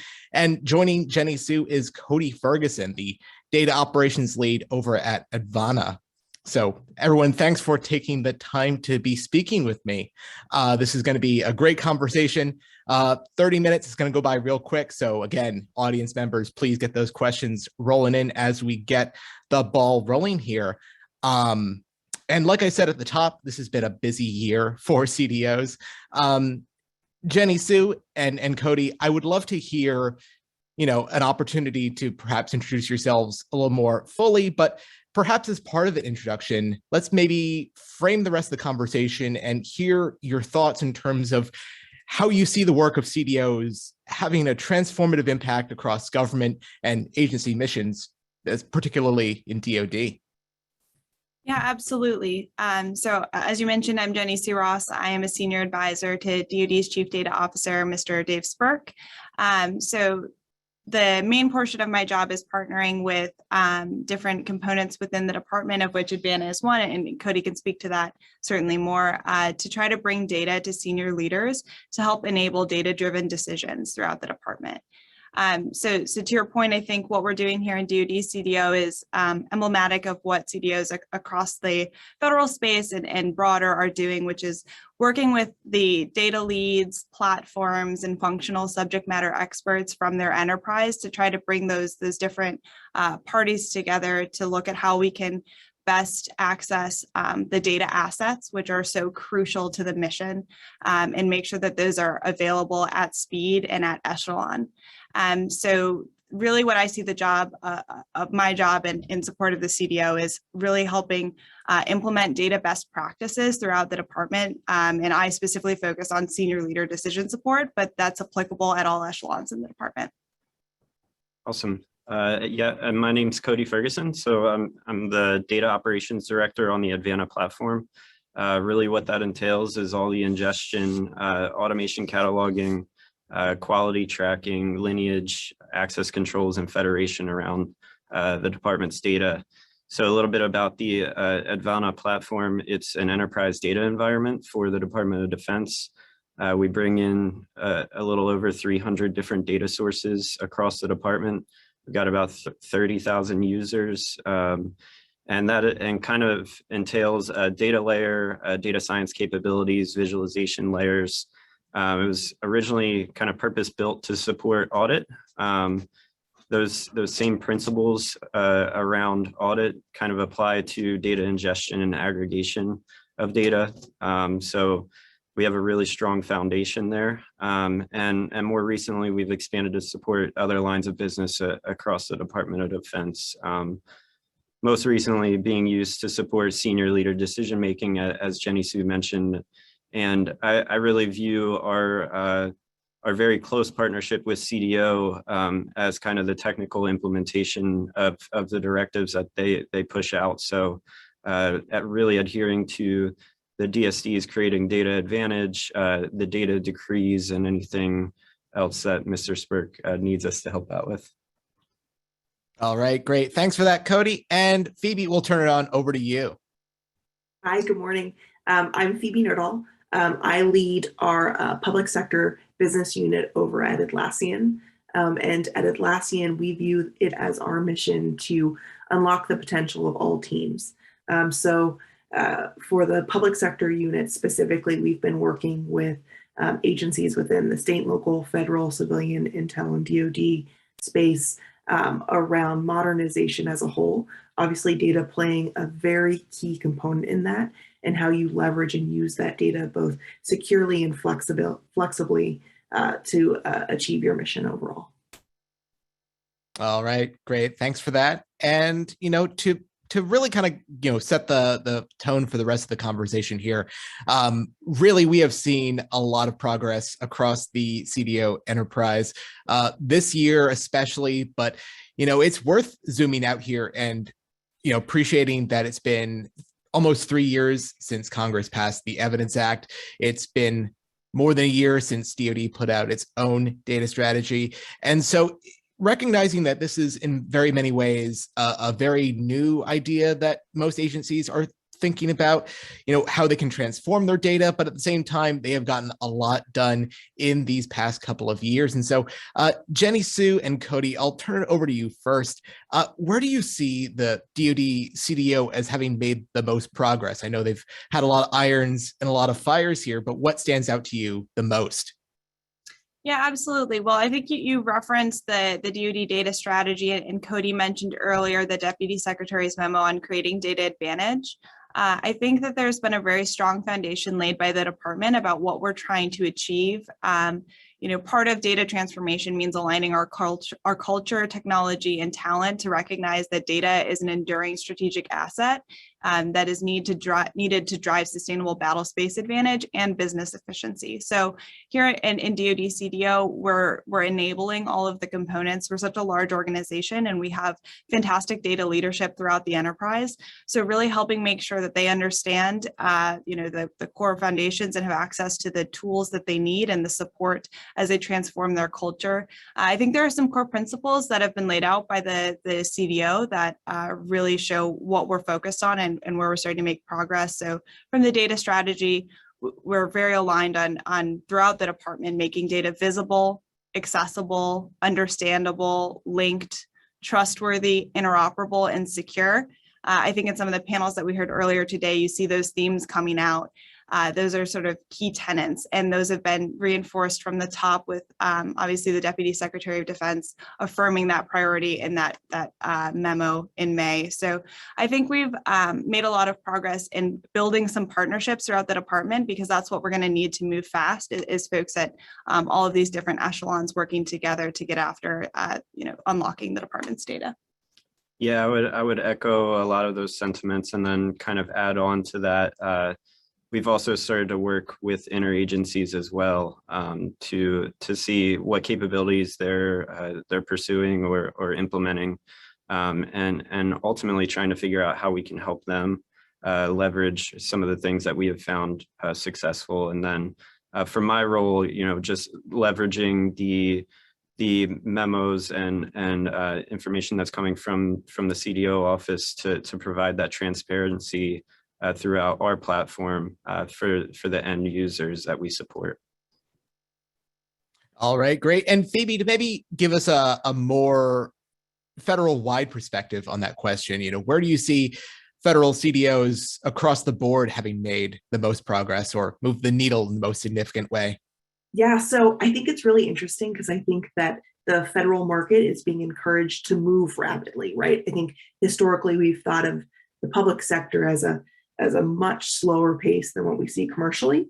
And I have both viewpoints, right? I see what Atlassian and other technology leaders are doing, as well as the federal market. This is the most aligned I've seen public sector from a pace standpoint.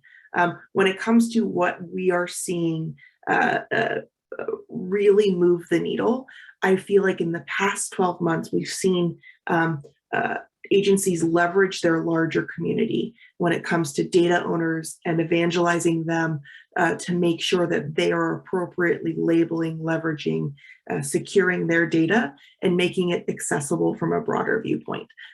We've also seen a really strong movement towards collaborative technologies across the board. Obviously, in the world that we live in today, it's been a requirement to make sure things are both flexible and accessible. 24 months ago, we had people pulling out mainframes and taking them back to their house, right? So I think you just have to take a look and see where we are today in some of those successes. And I think that that's all been foundationalized by having a strong framework in terms of how you want that data to be labeled and accessed. All right, great. Thanks for that, Phoebe. And to maybe pull on that thread a little bit, you were talking about these communities that we've seen flourish around CDOs. And I think, a key part of that, you mentioned collaboration. Another part of that I'd offer up is perhaps, data sharing and facilitating data sharing.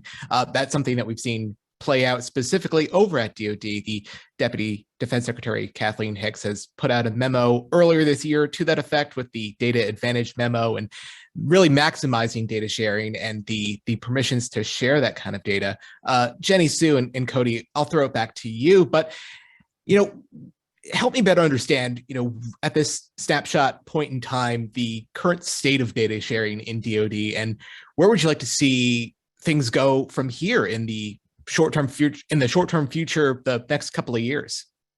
Yeah, that's an excellent question. As you mentioned, the deputy has made very clear that we are to maximize data sharing, comport to an open architecture, right? Our data assets are an enterprise resource, and I think that perspective is incredibly important. We've seen a lot of progress in the department's focus on cataloging our data. So part of making sure that it's available is making sure we're aware where the data is, how it's being used, who owns it. So there's been a great partnership throughout the enterprise, including some efforts led by Cody and the Advana team to try to figure out the best way to make sure we catalog our data and make sure that it's available. So I think we're seeing a lot of effort. And one thing I would love to foot stomp is we're seeing a lot of different functional communities as well as different institutions like the military departments take ownership of that process, really lean in and say that it's important for them to figure out data sharing in order to achieve their mission outcomes. So this isn't something that's solely being driven by CDO, dragging everybody along.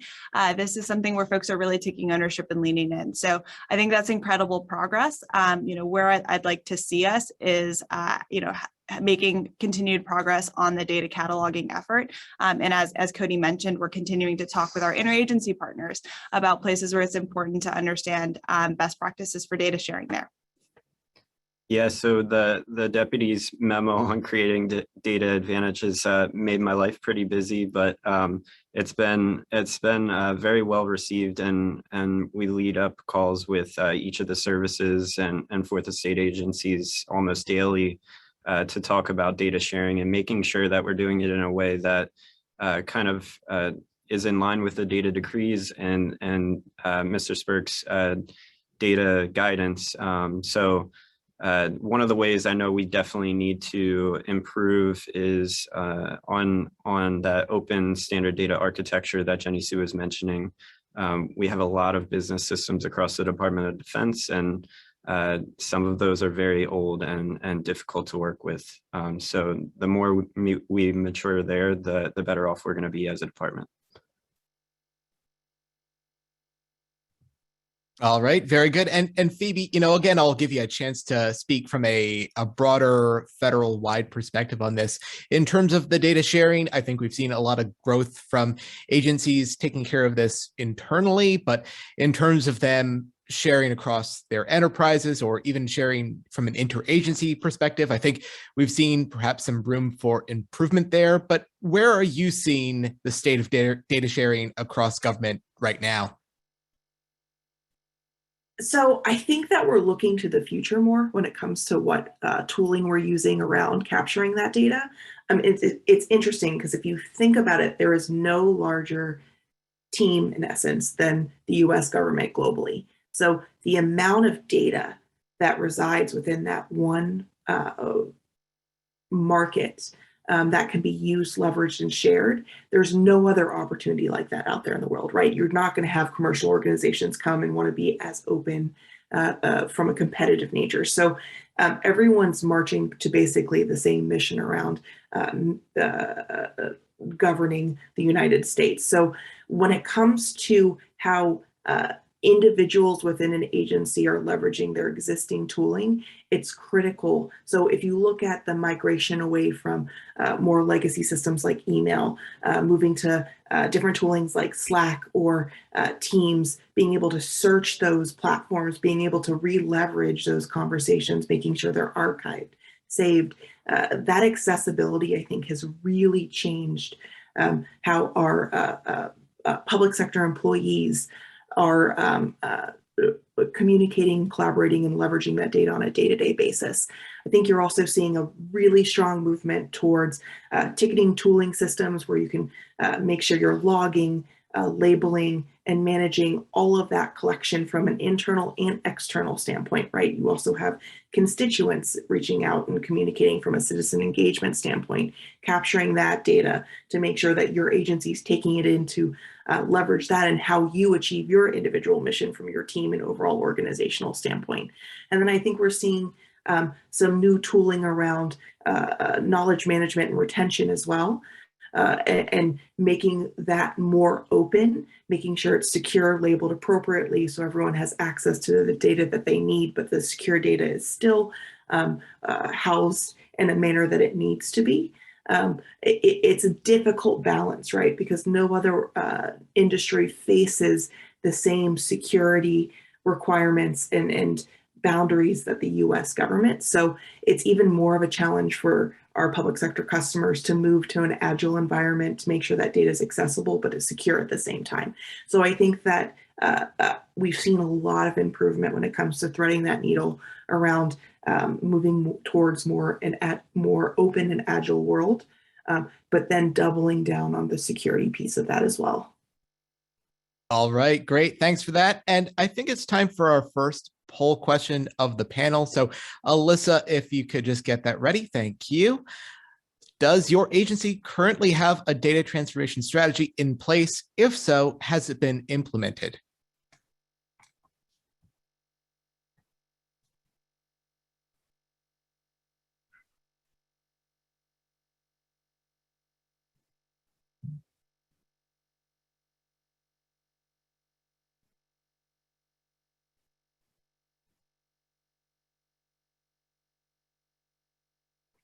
And it looks like, yes, it is on our roadmap is the predominant answer here. 70% of you said that is your response. So some good food for thought there. Going back to you, Jenny Sue and Cody, I want to continue along with this, thread of collaboration. And Cody, I think you mentioned specifically, interagency partners. Of course, no CDO is an island. Like this is a real team effort here. And I think at DoD that goes without saying. You guys have a lot of great partners. To just name a few, the Joint AI Center, the Defense Digital Service. There's so many others out there. I know that the Deputy Defense Secretary has some specific plans for how that partnership would like to go forward in the future, but to perhaps put it more generally, how would you like to see those kinds of partnerships and other partnerships evolve going forward? Yeah, absolutely. So as you mentioned, we have fantastic partners, and as some of these organizational decisions continue to evolve, we're going to continue to partner to move forward on the data and AI efforts that we need to bring the warfighters, what they require. So how we'd like to see that evolve, I think there's really great collaborative efforts. We have a project that Cody and I work on together called Executive Analytics, which is focused on senior leader decision support. There's the AI and Data Accelerator Initiative that the deputy announced a few months ago. And that's just to name a few. There are these great initiatives with senior leader buy-in and senior leaders telling us where the areas of focus are most important. And that's crucial because all of us are taking on a very large challenge when it comes to data transformation and the analytics and tools the department needs to move at the speed that we want to and make the data-driven decisions that we're aiming for. So understanding what is of the highest priority to our leadership is an incredibly helpful piece. So I think, we're very much looking forward to partnering with all of those organizations, those you mentioned, and quite a number that didn't come up yet, to get after those challenges. Yeah, I think Jenny Sue hit on probably one of the bigger ones, the ATA and ODT efforts, and going out into each of the combatant command AORs and ultimately helping them provide insights that maybe they didn't have before is a big area where I think we probably need to partner with our interagencies to provide them a more holistic picture of what's actually occurring in those AORs. That's all I got. Yeah. And, this may seem like an obvious thing at first glance here, but that executive buy-in, I think, is huge, making sure that, you from the CDO office perspective are able to go to executives and say, hey, this is the data that you can have at your fingertips. This is what we can provide. And they, in turn, are coming back and setting that tone from the top, saying, this is not a nice to have, this is a need to have, and giving you guys kind of that top cover. Any additional thoughts there from that perspective? Yeah, absolutely. I mean, we have been incredibly lucky in the department to have that executive level sponsorship for these efforts. To your point, a lot of good work at the lower levels can fail to gain traction if there isn't that executive level buy-in. So we've been very lucky to have leadership help us understand those strategic questions that they're aiming to answer with data. And part of what we're doing as these efforts mature is working with a broader set of leaders throughout the department at different national and trying to understand that. So, when you talked about earlier, I think some best practices or where we've been successful as a department in our data journey, I think a big part of that is due to the executive level buy-in. And I think one of the successes we've had is trying to roll that out at other levels and help different data communities understand what to ask leadership for that helps steer all of that good work on data in the most productive direction. Yeah, I think great. Oh, sorry. I was sorry. Go ahead. Add on. I think that senior leader buy-in has opened up some doors for us on the technical implementation side that maybe we wouldn't have had otherwise, to start to provide that transparency into the data sources and get senior leaders the decision support that they need and require. All right, great. Thanks for that, Cody. Thanks for that, Jenny Sue. Phoebe, turning it back over to you. Let's maybe unpack that idea a little bit more. The value that brings to this CDO work, having that executive buy-in and to maybe look at it another way, what are perhaps some of the best practices to ensure that there is that executive buy-in? Because, without it, it seems like you're really swimming against the current. Yeah, so I think that in the past, we've seen it where you have a change maker and then that change maker puts a ton of work on themselves to try to run that all the way up the flagpole and see how do we then make this monumental change, right? You're beyond that point at this point, right? The government recognizes that we need to move fast.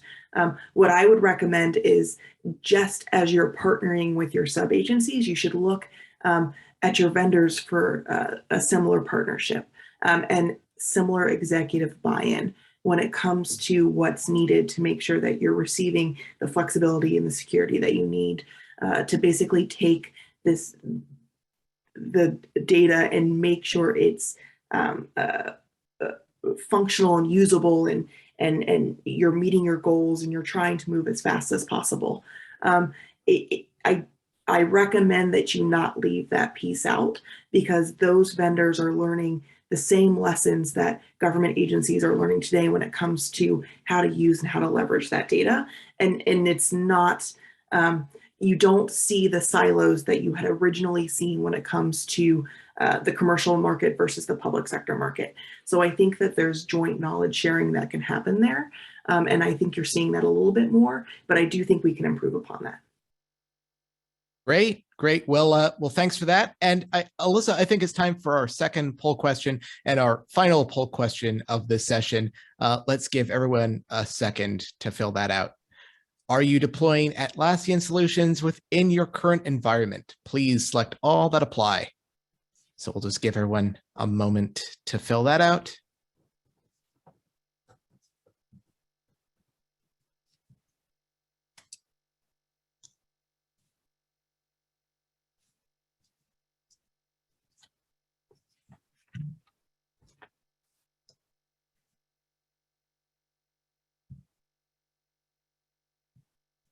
All right, and we've got a little bit of everything here. So I'll give everyone a moment to pour over those results. And panelists, I'd like to change gears here a little bit. I think, earlier on, we were kind of ticking through some of the big pieces of, any good agency data strategy. It's the culture piece of things. It's the data piece of things, obviously, and it's the workforce, I think, is another huge piece of it. And I think in DoD specifically, we have seen, a lot of ink spilled on this particular thing. I think in some ways, reskilling and upskilling the DoD workforce to handle, the data challenges of the future. And so, Jenny, Sue, and Cody, I'll throw it to you. How do you see reskilling and upskilling having a role in DoD in terms of this data work, and where would you like to see it go?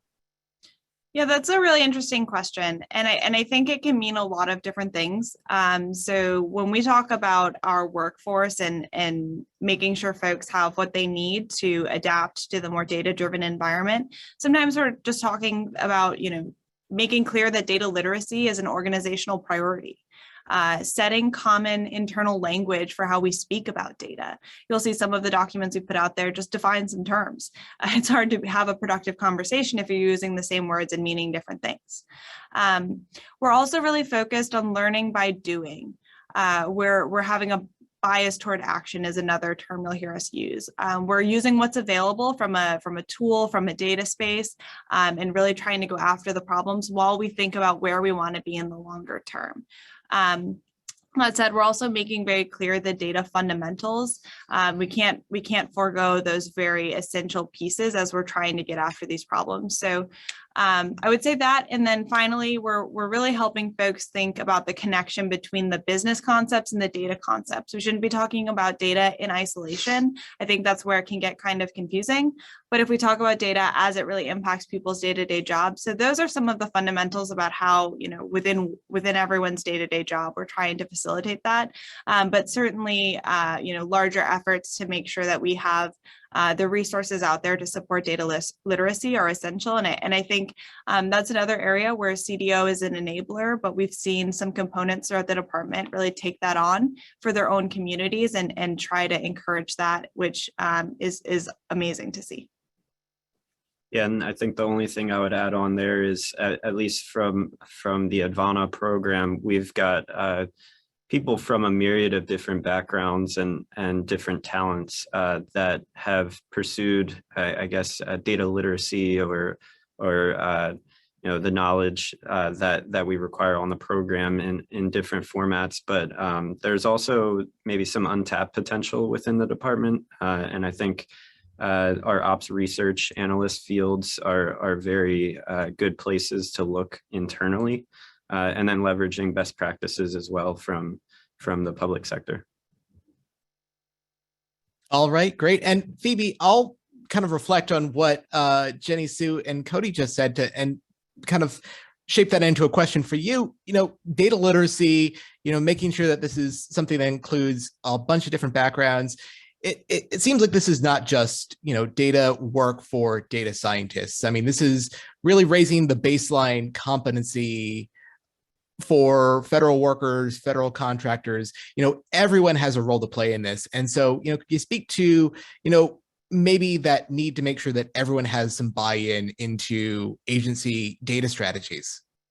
So I would say I would double click on the fact that language is key there, and then have the resourcing for your broader employee base to know where to go for the latest and greatest when it comes to the framework that you're rolling out for how you're labeling, securing, using that data. Also, make sure you're sharing those success stories internally when it comes to, hey, this one department leveraged this one piece that they saw going on with a different team and were able to rapidly change how they impacted the overall organization. Also, share your failures. Let them know that it's okay to try and not understand it from the get-go. We're all learning in this new world, and we're all evolving, and just be frank, open, and overly communicate. All right, great. Well, it's hard to believe, but we're already at time here. So I'll give everyone a quick lightning round here, perhaps a minute or so to leave some lasting thoughts here for the audience. Phoebe, I'll give you the first opportunity to give us some parting thoughts here. I think, again, the biggest thing is making sure that you're leveraging your broader community, that everyone has a role to play in this, no matter what your role is. We're all part of the overall knowledge management and data issues that we see across the board.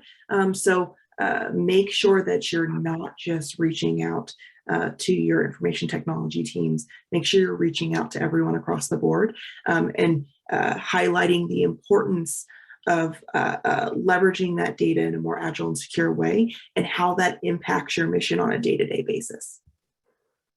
All right. And Jenny Sue and Cody, I'll give you guys the last word on this. Absolutely. Well, I think that this dovetails really nicely with what Phoebe's bringing up, but collaboration throughout the enterprise and with all of the different stakeholders, whether they are data professionals or functional subject matter experts or some other brand of professional, that's how we get after this problem and move at the speed and scale that we're trying to get after. So I think my parting thought would be, thank you all for participating in this today, because you guys are part of that culture change and part of that process we're trying to improve. So let this be the beginning of how you figure out your space and how we contribute to this problem or contribute to solving this problem as a federal enterprise. Yeah, and I would just echo those thoughts as well. A lot of our success is attributed to what other folks are doing across the federal space and in the public sector as well. And then to Phoebe's point, learn by doing. It's okay to fail and continue to iterate on that until you find some little successes and then build on those. All right, great. Well, I think unfortunately that's where we're going to have to leave it for right now. But I do want to thank everyone, all of my panelists, for contributing all these great thoughts. Let's give them a little virtual round of applause. And, thank you to the audience for just being so engaging in all this as well. Kirsten, back over to you. Thanks, Dory. Thanks, panelists. All right, next up, we have another panel discussion. Oh, I'm sorry, we have another emerging technology talk. So first, we'll be hearing from one of our partners, and Kelvin Brewer. Kelvin is the Senior Manager for Sales Engineering Public Sector over at Forge Rock. Hey, Kelvin. Over to you. Hi, thank you. Appreciate that. Let me just share my screen here.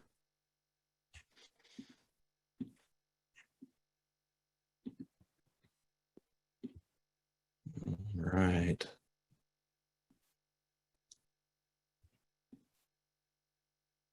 My screen sharing? Almost. Looks like it's booting up. There we go. All right, great. Am I good to go? Yes, go for it. All right, thank you. So today we're going to be talking about the effort that is undergoing right now of securing the digital citizen experience. And we talk to agencies on a weekly basis about the many challenges that they're facing around figuring out how to securely allow citizens to access government resources, and doing so in a way that maintains a lot of the important standards that we're talking about every day, like zero trust, the executive order that was just released in May, also talking about things like 800-63B, and how to be compliant with those things in relation to what level of authentication is required for the citizen journey. And some of the things that we've identified as being important are the our scalability and flexibility, the ability to change the requirements quickly for how citizens are authenticating, or the types of things that are being tracked around the citizens authenticating without causing undue burden on the citizen in their efforts to gain access to government resources. One of the challenges there that we see all the time is that a lot of citizens are resistant to change and struggle with new ways of authenticating, especially if it includes devices or biometrics or things like that. But at the same time, those same technologies are becoming easier to access and becoming more mainstream. And so as time goes on, it's more reasonable to be able to implement some of those newer access management protocols. And some of the areas where FedRAMP thinks it's important for us to focus on is the ability to do easy integration with multiple technologies, because one identity vendor is never going to be able to have all of the functionality that is possible in the access management space. And also there's new standards and new concepts coming out all the time, and companies are starting up that do things like ID-based authentication, or specializing in identity proofing. Of course, it's been around for quite a while, but new and improving ways of doing those things are coming out all the time. And it's these little companies that are innovating that. And so the ability to integrate with those easily is an important piece of staying on top of the access management space and staying in compliance. But also the ability to do comprehensive journeys for our users as they're going through the authentication process is very important, and being able to quickly implement new concepts that will improve security. And also, there's the most important piece is basing that on standards. FedRAMP, we take very seriously the importance of being compliant with standards, and we involve ourselves in developing those standards as well as implementing early on the compliance to those standards. And so one of the things that we've seen as a big problem, especially in the SIAM space, is the ability to be flexible with those authentication journeys. And traditionally, authentication journeys in a lot of solutions have been form-based, or you've had the need to actually get into code and build them out using scripting. And what we have done is created a way for these authentication journeys to be drag and drop, where you can draw the logic lines, swim lanes, and what process those users are having to go through to authenticate. And it gives you the ability to add choices, to add in sub journeys or sub trees, where you can create these templates that give you the ability to then implement those where they're needed in the different authentication requirements for your applications. And so in the example of citizen journeys, where you have one application that requires, it's a B2B use case where a federal agency is working with either a sub-agency or a state agency, or maybe even a commercial entity, like in the medical space, especially, that happens a lot, or with like Social Security, those sorts of things, where you have these subgroups that need to get access to government resources. And it's the flexibility of being able to require a different set of authentication steps for them versus a true B2C or citizen-facing authentication effort.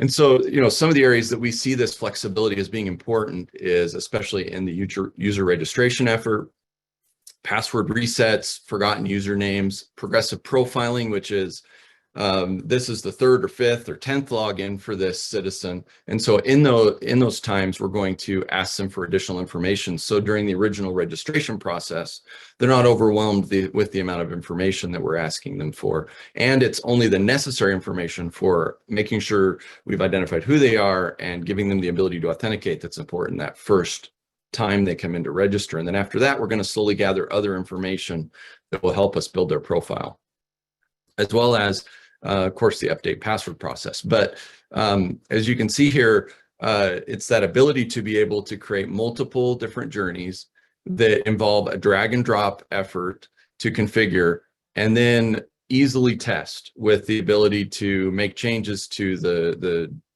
user journey template and then easily test and see what those changes have done. And giving you that flexibility so that as the requirements change for the citizen-facing authentication efforts and registration efforts, you're able to quickly test and deploy. And so, just in summary, one of the things that's happened in access management is there's so many choices, so many different ways of doing things. This is an example of a menu that is always changing, and that's the case in authentication. Is everything's always changing, and so it is important that you have the flexibility of being able to quickly change those authentication journeys so that you can do things like reduce fraud, secure different resources that you have, and improve the user experience over time, while working hard, of course, in the area of bringing things closer to that zero trust framework and being compliant with 800-63, which is so vital. So moving on to 800-63 and looking at some examples of journeys that we've built at ForgeRock that have different levels of AAL compliance. This is an example of an AAL1 compliant journey. And what we're looking at here is a strict memorize secrets journey where the user is going to come in and enter a username and password on the same page. And then they're going to we're going to have a validation of that password. And then we're going to determine how many times we're going to let them retry to enter the correct password or correct username. And if they hit that retry limit, then what will happen? Well, they will, in this case, they'll get an account lockout. Otherwise, it will be a success.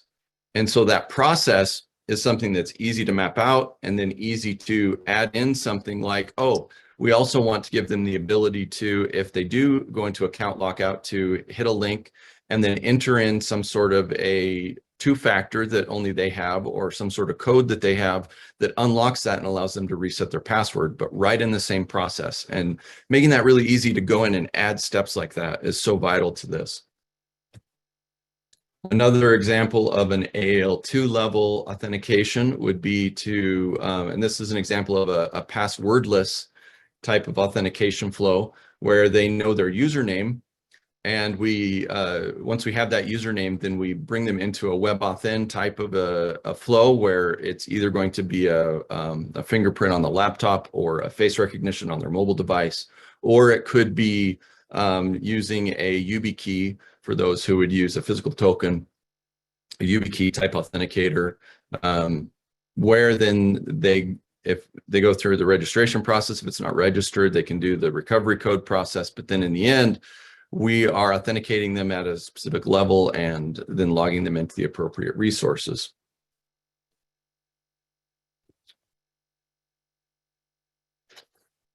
And this is allowing, like I said, for those passwordless experiences for our users, for those citizens. And this is another example of a passwordless where only during registration do we need to do a password collector because they've been given that password that they need to use on that first time logging in to identify who they are.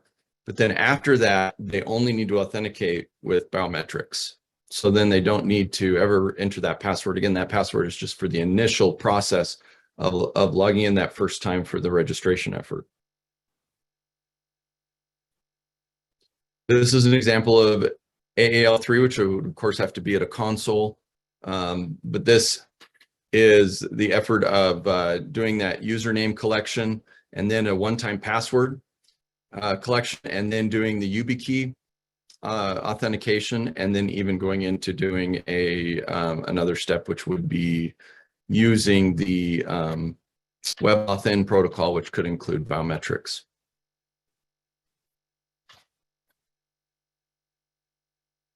This again allows for that, even moving on to a user nameless type of a flow, where you're only doing that on the first registration for the username and password that's securely stored. And then after that, for a true usernameless and passwordless AAL3 type journey, you now have them registered to do WebAuthn because you know who they are.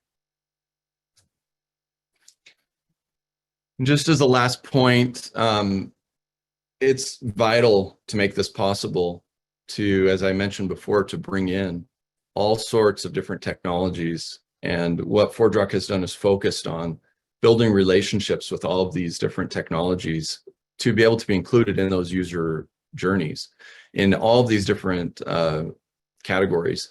And the vital piece there is that the ForgeRock Trust Network, we work with them to build out the compliant nodes in that authentication journey so that you can import the ID.me node and drag and drop it into the authentication journey and set it up, and you're able to do identity proofing with ID.me as just one example. And we work to keep that up to date with each different version release and make sure that we have these available so that we can bring in an ever-growing list of new technologies that improve the security for our citizen-facing authentication efforts. And just before I jump over and give you a quick example of how we're able to build these so dynamically, you know, it's so important for us to move on as quickly as possible, especially in the citizen-facing efforts, to move on so that we can do true passwordless authentication, and making it a journey for the citizens where they don't have to remember passwords anymore, where they can use other methods that are more natural for them to use, things that they're used to doing, that still allow us to increase the security for our agencies. And especially give us the ability to reduce the amount of fraud that is possible, because we are truly proofing who they are before they get access to things like our essential assets, where, especially since COVID, fraud has been such a frequent challenge among the citizen-facing efforts at federal and state and local government groups.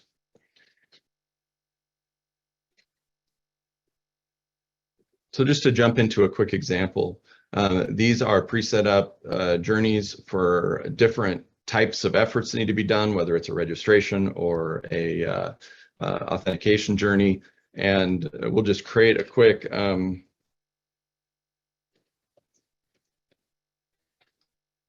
example journey.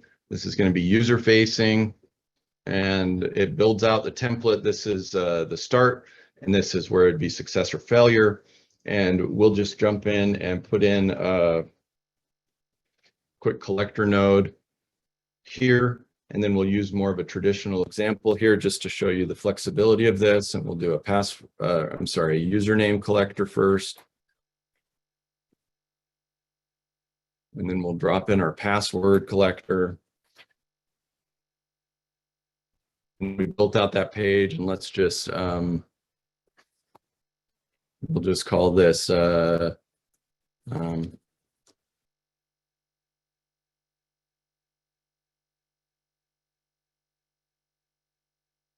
little label on that page, and then we just draw this to start there. And then we're going to add in a quick decision. like that. And then we'll say success. Failure goes down to there. And then we'll lay it out, and we have a basic journey. Save that. Back to that new journey, copy it out. Open up a new session. And there we're able to start testing.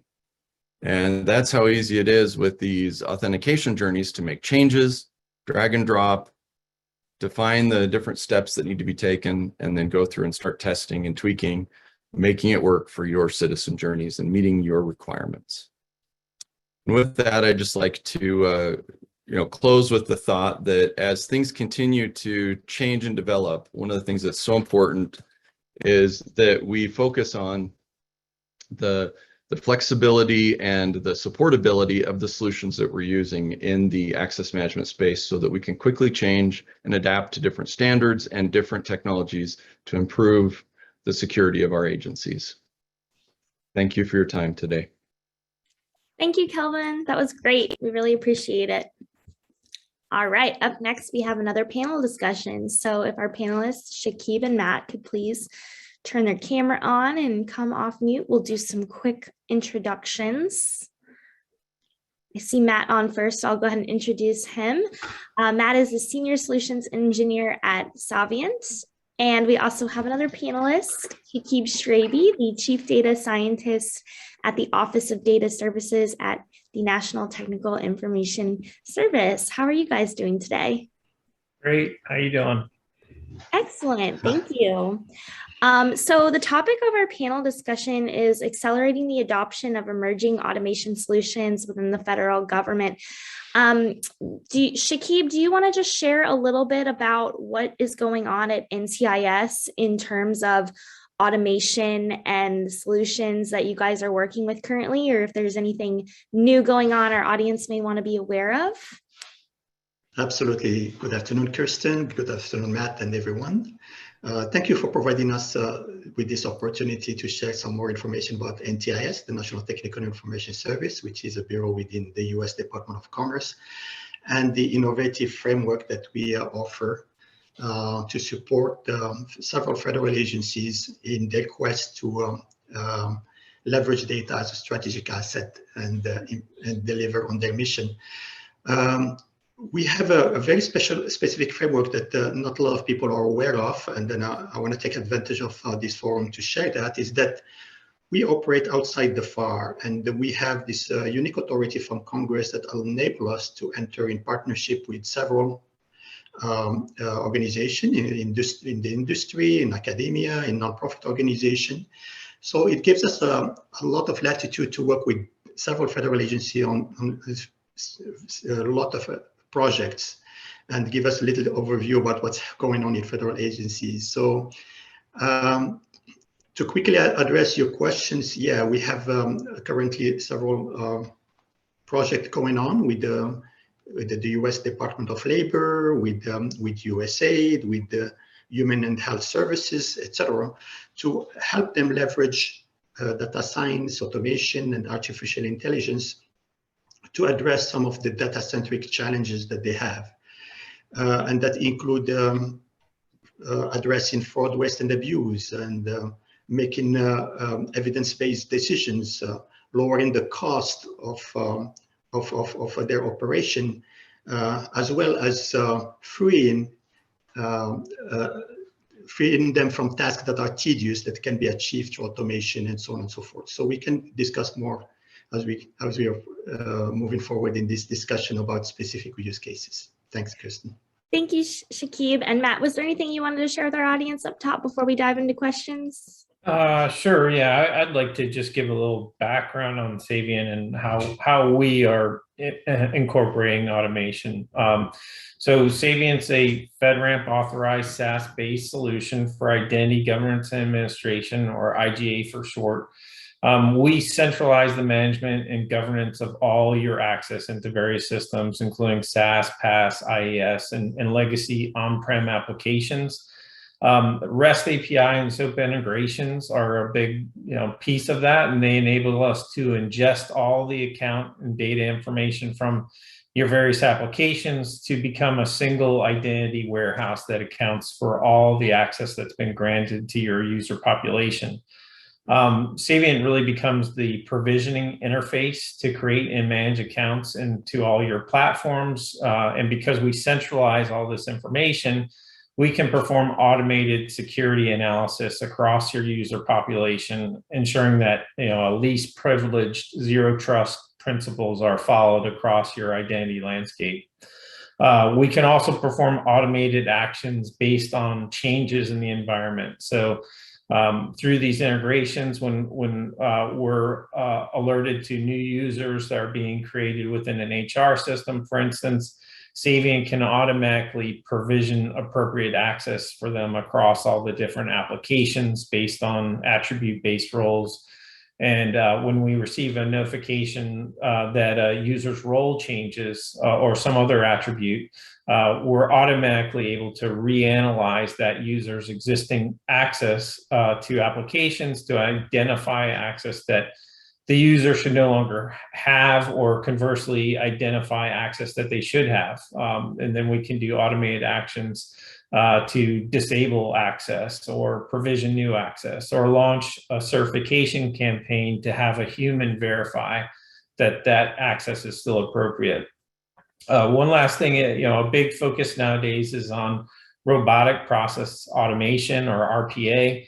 RPA bots mimic that action of a human user to perform highly repetitive processes. And this helps agencies to speed up business processes, eliminate human errors, and cut down on costs. Savient also uses RPA bots to perform provisioning actions on systems. But on the flip side, these RPA bots have identities of their own to allow them to log into systems and perform actions. Savient provides that additional oversight and control of the RPA account. So Savient's using its own automations, but also managing and governing the automations performed by external entities. So thank you. Great, thank you. Thank you for those updates. So we're going to go ahead and pop up our first poll question of the day. And for folks at home, just remember to answer that if you want to receive your CPE. But while we're getting that booted up, I just want to start off with a question to Shakib. Maybe you can kick us off with this. In your opinion, why is it so important to establish a baseline understanding of emerging automation solutions such as RPA, blockchain, and AI? And how do you think that, within your agency or across the government, we've done so far establishing that baseline understanding of these solutions? Well, that's an excellent question. And I would like to put this question in context because it's important. We know that every organization within the federal government or even outside the federal government is on a digital transformation journey. So federal agencies are looking actually to transform their business using data and AI to deliver on mission. But it's hard. So many organizations actually struggle to realize the value that they are looking for. And there is no questioning that the promises of automation, data science, machine learning, and AI in nearly every sector are absolutely critical. And like Matt said, they deliver on reducing the cost, on creating evidence-based decision-making, on improved precision, on better customer experience, and especially return on investment on a specific real-world application. But there is no magic one. So one thing that we learned from the pandemic, and it's of course it's a calamity and one of the worst disasters in human history, but it kind of helped accelerate digital transformation by month, even by years. So very important for every federal agency that including ours and the one we work with, is to establish a baseline to see where you are in terms of all your needs, because any approach that you need to take in this context has to be comprehensive. You need to address issues from your infrastructures, from your legacy system that you have, from the talent that you need, from changing the data culture within the agencies, while you're actually still delivering on the mission every day because things don't stop. So we have several initiatives within the government that actually encourage that. We have the, of course, the President Management Agenda that establishes cross-agency priorities, including in terms of automation to shift from low to high value work. We have the National Defense Authorization Act from 2018 that has provided actually technology modernization fund for several agencies to advance in modernizing the infrastructure and preparing for to develop their data-centric applications and infrastructure. So, and of course, the Federal Data Strategy, that is a 10-year vision that was established last year to help the federal government provide a roadmap to accelerate the use of data to deliver on mission, serve the public, and manage resources while protecting security, privacy, and confidentiality.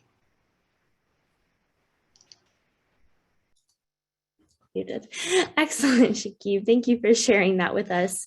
And then, Matt, I was wondering if you could speak to some best practices or strategies that you would advise agencies when it comes to adopting automation and accelerating this adoption within the federal government. Sure.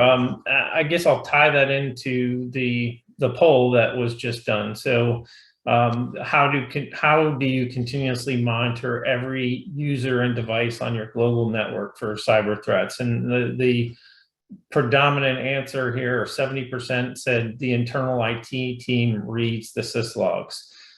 So this is, an area that really requires automation for you to really keep a handle on exactly what's happening in your network. And one of the limitations or one of the challenges of looking at logs is determining how or who is actually owning the actions that are being logged.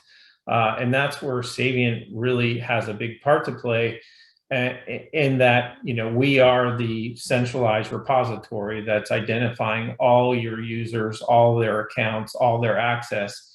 And one of our key integrations is with other security platforms. So like SIM platforms, EDR platforms, and things like that, where we're able to get a feed from those platforms to tell us, security events that are coming on. And we're able to match that up with the identities of the users. So you're getting the full picture, not just looking at problematic logs, but also knowing exactly what users are performing those actions, what their risk scores are, and things like that. Right. Thank you. Thank you. So then I want to talk a little bit about challenges that you may have identified while furthering your agency's IT modernization journey in regards to emerging automation. Shakib, could you speak to some of those challenges and if you've, discovered solutions to help you overcome that along the way? Absolutely, great question, because the challenges that we have encountered within the federal government is that the data-centric solutions that we need to engage in, again, have to be comprehensive, have to be at enterprise-wide level, not just using specific applications, etc. Because we need to move from a siloed environment to a more enterprise-wide environment where data is shared and secure. So I saw several challenges that we encountered within federal agencies include, first and foremost, is they need to have a more effective use of data. Data is everything in developing machine learning and artificial intelligence solutions. So poor data quality and biased data have cost agencies millions of dollars in the United States government, and even trillions of dollars at the national level. And it's caused by failure to achieve goals, to misdirection of resources, through false insight and missed opportunity. And number two, we need to modernize the infrastructures within the federal agencies. For instance, currently we're working with the U.S. Department of Labor that's doing very much that, and they have a great vision there to accomplish mission. They've been working, we've been working with them effectively and efficiently to provide different services to the American workforce and its businesses. And the overall goal is to transform themselves into a data-driven organization supported by a modernized enterprise data platform, providing state-of-the-art cloud-based and analytics capabilities, and available to all the agency and programs within the department and within a unified information technology infrastructure. Number 3 challenge that we saw a lot is about that culture and talent. Certainly leaders and certainly CDOs and data scientists need to identify and communicate the business value of data, strengthen a data-driven culture, including through change management, promote ethical data use and practices, and engage into training the workforce to be able to support like the big challenges that are faced in the present as well as in the future. Thank you. Thank you. Thank you, Shakib, for answering that question. We're going to go ahead and pop up our second poll question now. What is the biggest pain point your company has when it comes to spending? And these options include employees in the company overspend, employees pocket reimbursements, employees expense reports are a hassle and they take too much time, or the company card is tied in too many places. So please take a moment to respond, and then let's go ahead and see what those results are, because I'm kind of curious on this one. Give people a minute.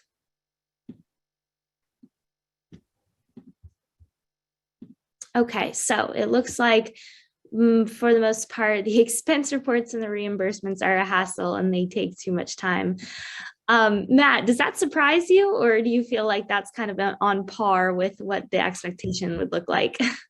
Yeah, I guess that doesn't particularly surprise me. That would be one of the scenarios that would take the most time is filtering through all these different expense reports. But I think that kind of ties into, automation in general. There are lots of repetitive type tasks that in order to really streamline your approach, you need to employ automation to take care of some of those things, like a expense report that is often going to have the same aspects for each report that you can then translate into automated responses, where you can kind of auto approve those types of requests depending on if they're under a certain amount of money or things like that. Yeah, and what kind of automation tool would be helpful when doing this kind of work at an organization?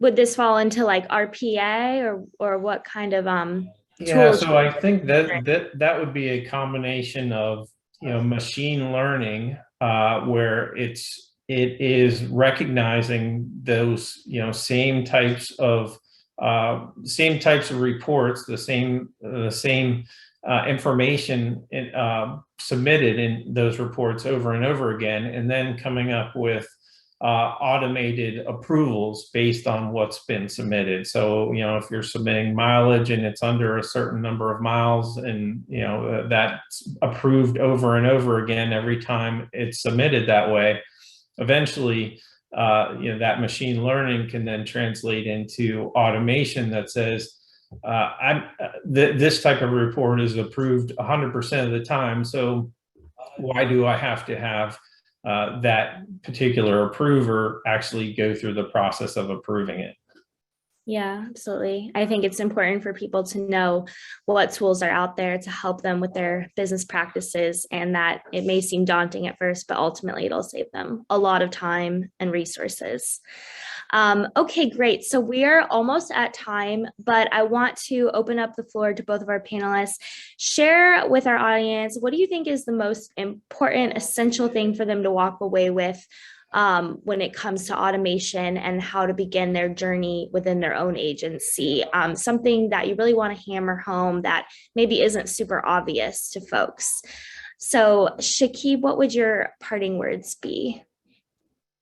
Well, I believe let's follow up on what Matt said, and that I think is very important, is that RPA is great, but now we are moving towards what's called intelligent automation, the combination of automation with machine learning, because that helps basically help actually filter what needs to be handled by human beings and not just done automatically, because it's a tedious task that has to be done. And like Matt mentioned, if it's a repetitive task, that is very straightforward.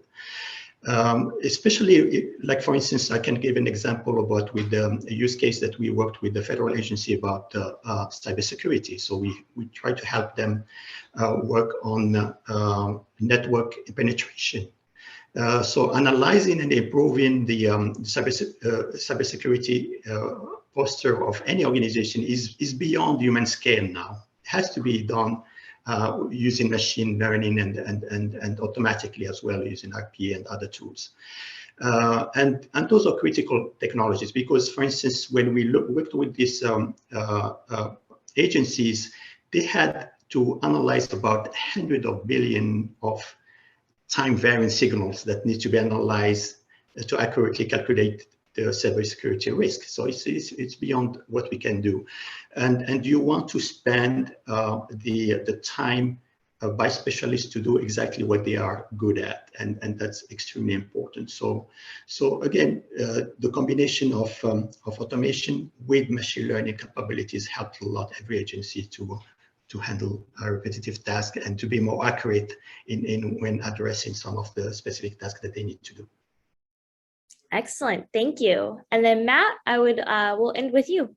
Yeah, and I'll follow on with pretty much exactly what Shakib was saying. I mean, automation is definitely improves processes and streamlines, you know, the activities that you need to do. But I think most importantly, it's as it pertains to security.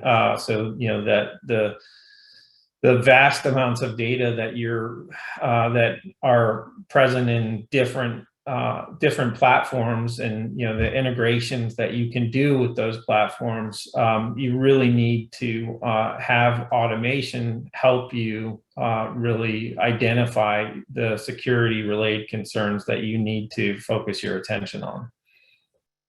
Excellent. Well, thank you both. It has been a pleasure. I hope to have you back again soon.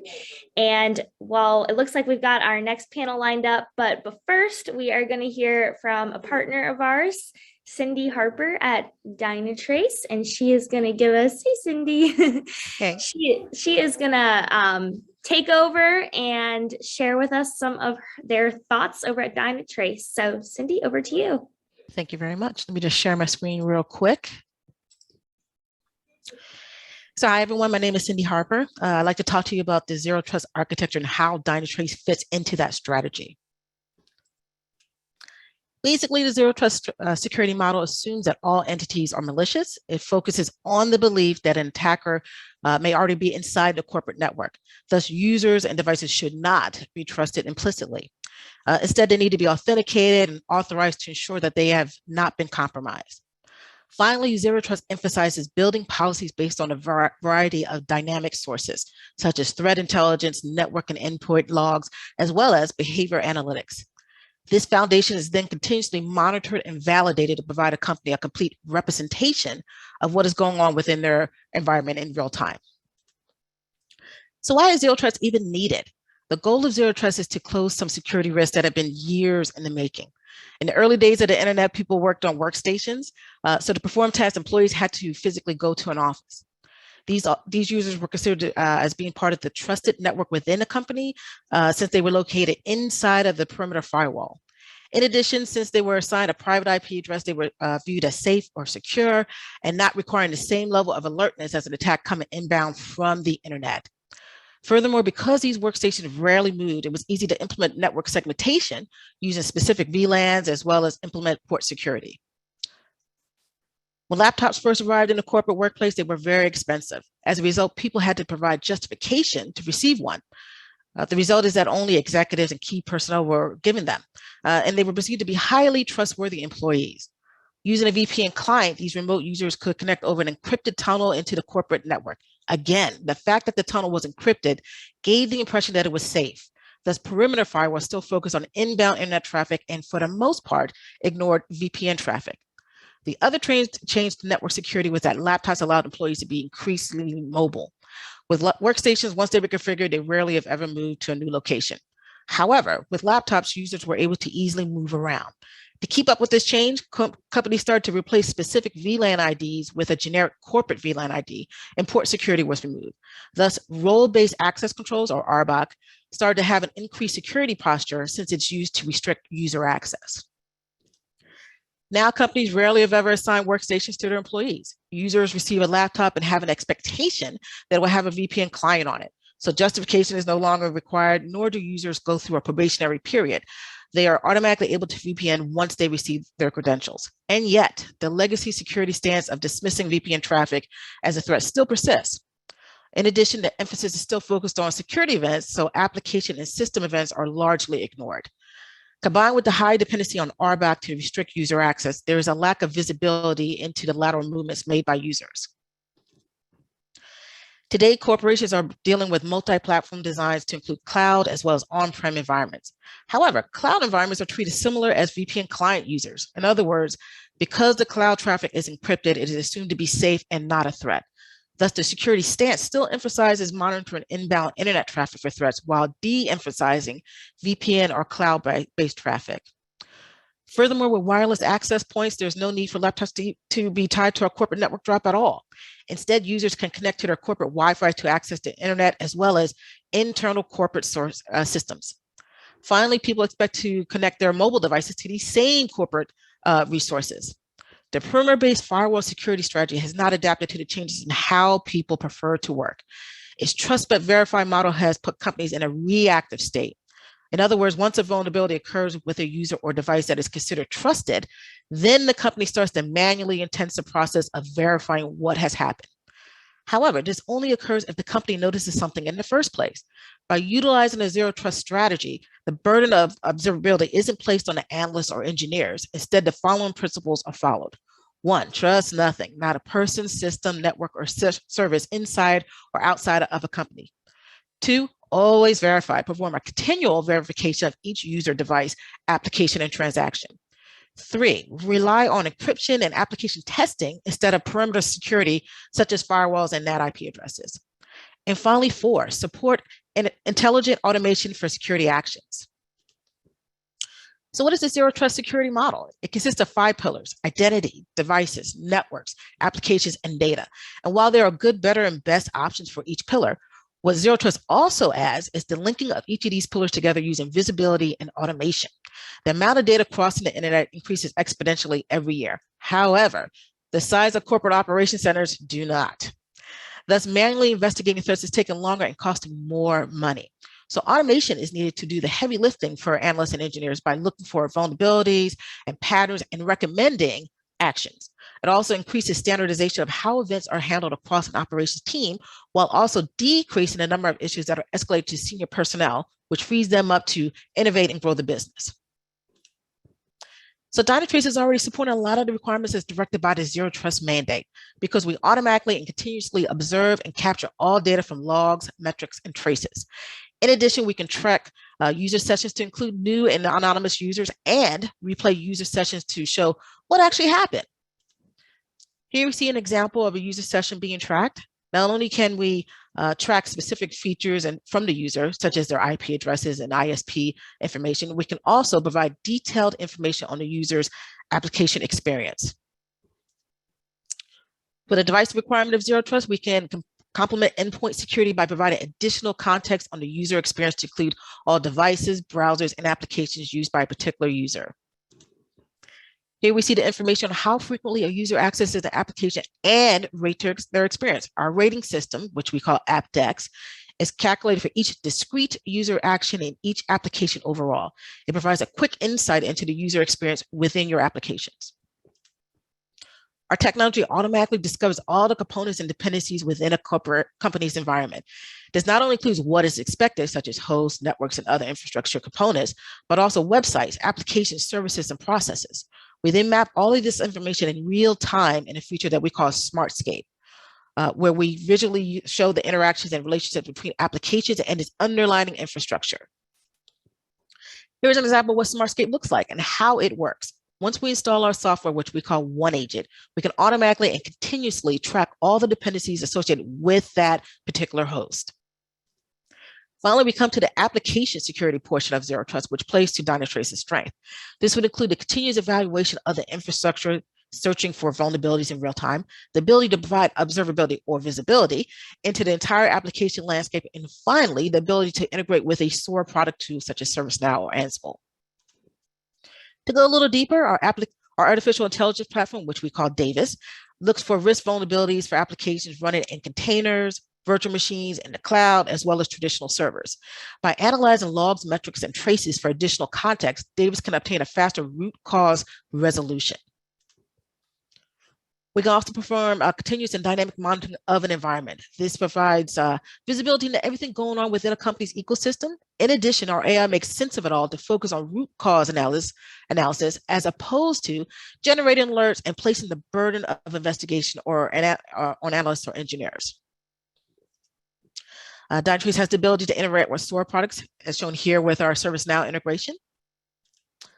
As for the data protection requirement for Zero Trust, we are able to ingest component tags and use that information for rule creation. Finally, with our artificial intelligence platform, this data is continuously monitored for suspicious behavior. Thank you for your time. Thank you so much. That was great. All right, so we are ready for our next panel discussion, this time moderated by Melvin Brown. Melvin is the Deputy Chief Information Officer at the U.S. Office of Personnel Management. Melvin, over to you. Thank you, Kirsten. It is a pleasure to be here, and I am excited to be engaging with what I consider to be some of the most phenomenal women that I've had the chance to meet across the federal government. Ms. Allison Omar, Amber Chandri, and Monica Bradenbach. I have truly enjoyed my time with these young ladies and happy for them to share their experiences about their rise in their careers. So I want to take a moment to give each one of them an opportunity to just kind of introduce themselves so that you guys can get as excited about them as I've been over the course of this time. So Allison, you're up first. Great. Thank you so much, Melvin. And great to be here this afternoon. Allison O'Mara. I am joining from General Services Administration. So I have about 20 years of private sector technology and management consulting experience. I joined GSA in January of this year as an innovation adoption lead with technology transformation services. And really my passion lies in the intersection of technology and innovation adoption. And I'm focused on all aspects of product delivery, specifically communications and organizational change management. Thank you. Thanks. Amber, you're up. Hi, everyone. Amber Chowdhury here. Melvin, so good to see you in your bow tie. So I started in government about 5 years ago as a presidential management fellow. And originally my career was focused on external innovation, but working within government, you realize how clunky it is and decided to focus on internal innovation. That path led me down customer experience and technology. And I had previously helped stand up the CX programs at SBA and Treasury's Fiscal Service, and I'm now leading the CX work at HUD. Thank you, Amber. And last but truly not least, Monica. Thank you, Melvin. I'm Monica Breidenbach. I work with Melvin at OPM as a human capital strategist. I'm actually about to celebrate my 1-year anniversary at OPM, and I'm also detailed to the Executive Office of the President, where I'm serving as a workforce planning advisor. My passion is HR, human capital, and workforce planning all the way. I would love to see a world where we start making truly data-driven decisions when it comes to our workforce, and also making sure that everything we're doing is very human-centered and very skills-based. So that is my general focus. All right, so ladies, I want to talk not necessarily about your specific work, but I want to talk about your careers in general and the rise that you've had and some of the things that have influenced that. And so I guess my first question would be, based on you, if you looking backwards, was there a TV show, a movie, an event that kind of helped shape that's foundational for you that you kind of remember and say, yeah, that was kind of what I wanted to be when I grow up, or that kind of influenced, kind of the direction in my life. And so, Amber, I'm gonna start with you, if that's okay. Melvin, you're gonna laugh at me. So I remember as an immigrant kid, I used to watch Judge Judy, a sassy little woman who was a judge on TV. And I always thought that I wanted to go to law school, become a judge. But as, a Pakistani American, I didn't really have a lot of mentors or people who I could lean into for like help on my career. So just seeing Judge Judy was one for me. Okay. Monica. Well, I grew up watching a lot of outspoken women on 80s TV shows. So I was watching Who's the Boss and Golden Girls and Punky Brewster and Facts of Life, all very confident women, some of whom had careers. And so I think when I was growing up, it was this ideal that I did not have to conform to what society's expectations were for me. I wasn't watching housewives or anyone, raising a family. Instead, I was watching these opinionated women advocating for themselves in some capacity. And so I think that did help craft who I became in life. And you're becoming still. Correct. Allison, over to you. Very similar experience to Monica, and I may be dating myself, but for me, it was Murphy Brown. A confident, professional career woman, go toe-to-toe with anyone, held her ground, and added to that the fact that it was based in DC. That was another environmental element for me. Murphy Brown, hands down. Okay. All right. So Allison, I get to stay with you. And so on this journey, and just to set the stage for why we're here, I facilitated some sessions a while back, and there were some discussions about women not being interested in STEM, and they not engaging, and the data kind of says that they're not really not interested. And so I want to ask, this is a two-part question. The first one is, in your career progression, what impediments have you experienced as a young lady? For me, and I realize this may not be, or this may be a unique experience, but I was always told, my family, my dad especially, always told me I could do or be anything that I wanted to be. So for me, that was like, from when I was a little girl to I'm still hearing that message. So I really can't say I found impediments, or there were specific impediments in my career. I think everyone has challenges that they deal with, but again, keeping that positive mindset, addressing that challenge and focusing on internalizing it and moving forward, I think has always been key for me.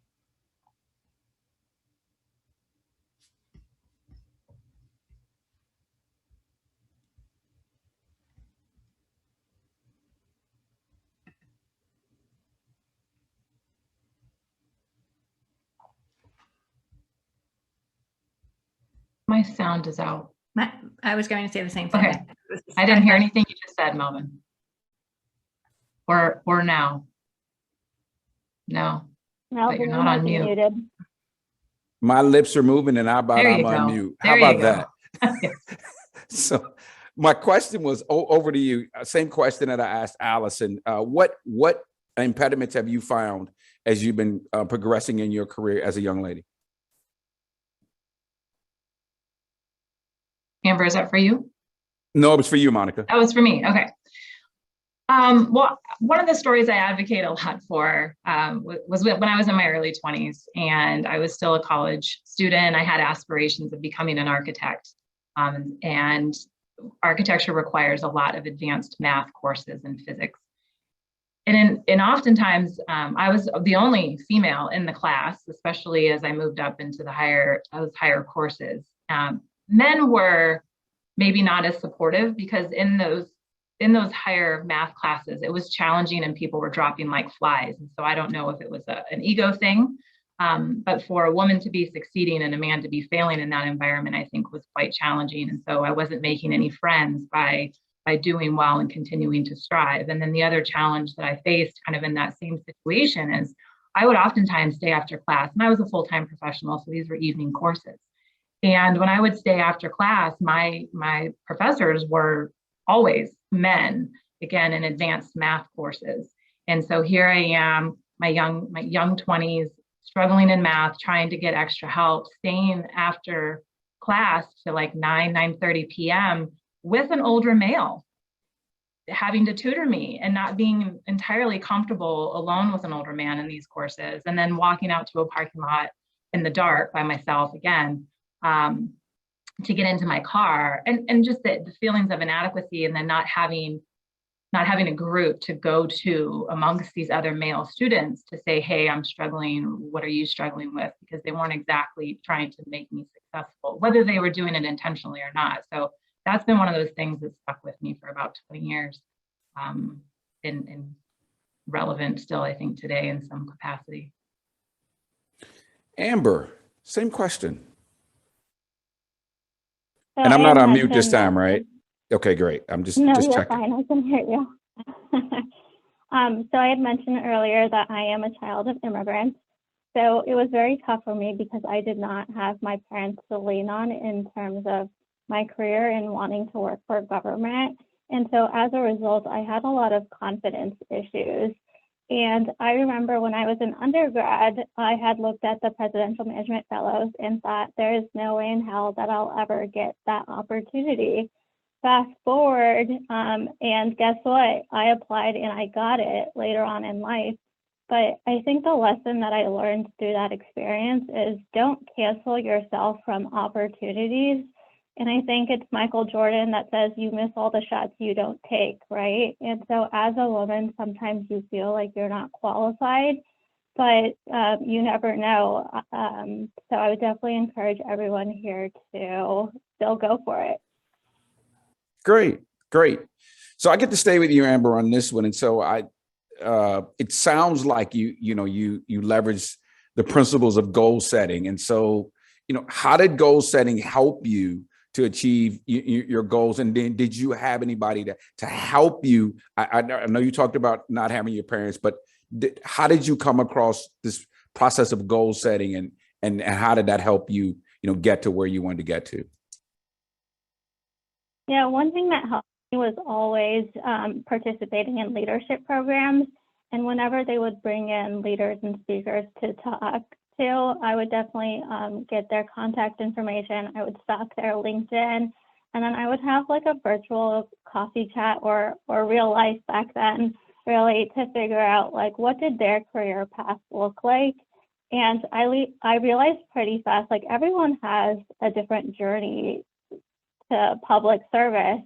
And so I think finding similar people of like where you want to be, looking at their backgrounds, and then creating your own goals and realizing that your journey may look a little bit different. But I definitely think when I was younger, just having people to look up to and then creating goals based on their experiences and tailoring that to yourself was really helpful. Thanks. Allison, over to you. Same question. Yeah, I agree. Yeah, as I mentioned, I had a strong family influence. I come from a family of police and firefighters. I knew I didn't want to go into the, quote unquote family business. But knowing that I could do, I was constantly told you can do, put whatever you put your mind to it, you can do. So it's self motivation and deliver it. Here's what I want to do in X number of years. Here's what I'm going to do in the future. Put a plan together and execute against the plan. Monica, thoughts? No, kind of going back to what Amber said, I think it's a lot of times just based on trying and failing and sometimes succeeding and realizing where those successes come from. I'm a first generation college graduate. And I didn't exude a lot of natural talent. I wasn't in my youth. I wasn't any sort of academic, brilliancy. I didn't play any sports, and so there was relatively low expectations for what I could or would become in life. And I think I found myself self-propelling. I joined the military at 17, and I think the military is a great equalizer. Everyone starts from the beginning at the same space, and you look the same and you're taught the same and you're given the same opportunities. And so I think sometimes you fail upwards and you land somewhere and learn a little bit about yourself, maybe where you need to hone your skills or something that you're quite good at. But I think it's absolutely possible too that you just fall into something purely based on the fact that you are willing to try, and maybe you succeed. So I'm a huge proponent in self-talk, and what you say to yourself is kind of what you do in the morning. I look in the mirror and tell myself that my wife is lucky to be married to me, and yes, she is. That's what I say. I wouldn't say anything different about that. And so I guess my question to all of you ladies is, what was your internal struggle as you work toward meeting your goal? And so Allison, I'll start with you. My internal struggle, or what would I tell myself? What do you tell yourself, and what has been your internal struggle? I would say staying positive and just, to Monica's point, everybody makes mistakes, learning from your mistakes and not being afraid to keep trying, keep at it. And I would, just in terms of what I tell myself in the mirror, I'm going to add just don't put I'm not going to put a ceiling on myself, and I'm not going to let anyone put a ceiling on myself. That is my mantra. There you go. I know I seem like I've heard that before. Don't put a ceiling on your life, but I'll pass on that for right now. Amber, over to you. Yeah, in order to be a change maker, I think that you need to have relentless optimism. And so whenever I feel down in the dumps, I just tell myself, no, you need to be optimistic about this situation. And the thing that I struggle with is imposter syndrome. I do, maybe in the past year, feel like I've finally gotten better about this. And that's only because now I realize, hey, everyone else is trying to figure it out just like you are. And that always helps me feel better. Monica. So I want to comment on what Amber said, because I think there's a lot of validity in imposter syndrome, specifically with women in the workplace and as we move up through those upper echelons of leadership. I also have struggled with imposter syndrome. Melvin heard me recently say that from my orientation at the White House, where there's professors from Duke and PhD candidates from MIT, right? And so immediately I'm asking myself, why am I here? And what I have found over the years is the more books I read about successful women, I've read Sheryl Sandberg's book, Lean In, Michelle Obama's book, Becoming, Tina Fey's book, Bossy Pants is phenomenal, all very successful and public women who talk about similar challenges. And so I think that helps me normalize what I'm feeling and also navigate that. So that would be one of the recommendations that I would make. I've also suffered from that. But as far as an internal struggle, one of the things that I'm learning about is how to be more vulnerable at work. So many women have to put on a facade about being tough and just being professional and keeping their emotions in check at work. But I do find that as you move up into leadership roles, it requires a different skill set. So the same skills that you use to get to where you are not going to be the same skills that keep you moving forward. And so a lot of times that's coming in the form, especially as women, to be vulnerable, and then to be able to relate back to other people, either coworkers or people that they're leading. So that's one of the things that I've struggled with, because vulnerability is not what got me to where I am. Toughness and grit is what got me to where I am. All right. So I want to move into the present now and talk about, we've talked about how you've gotten here. And so I guess I want to ask the question, and then it's going to be one of our first polls. And that is, do you currently have a mentor? And so Allison, I'll start with you. Yes, definitely. And it's not just one person. There are a number of people in my professional network who I reach out to and engage depending on the topic, people who I respect and who have a career that I want to emulate. Okay. Monica. Absolutely. I have a mentor. I think everyone requires both personal and professional mentorship to succeed. Amber. I do have a mentor. However, I just started HUD about 2 weeks ago, so I'm looking forward to adding to my contra of mentors and champions. And I think the other ladies touched on this, but it's important to have more than just one. So ladies, we took our first poll, and I want you to take a look at this data. So Monica, I'm picking on you because I know you're a data nerd. What does this data say to you? Wow, it's telling me that the majority of participants do not have a mentor, and that is concerning. Amber. I'm also really concerned because I know that I am where I am today with by the help of my mentors and champions and the people that I know in my network.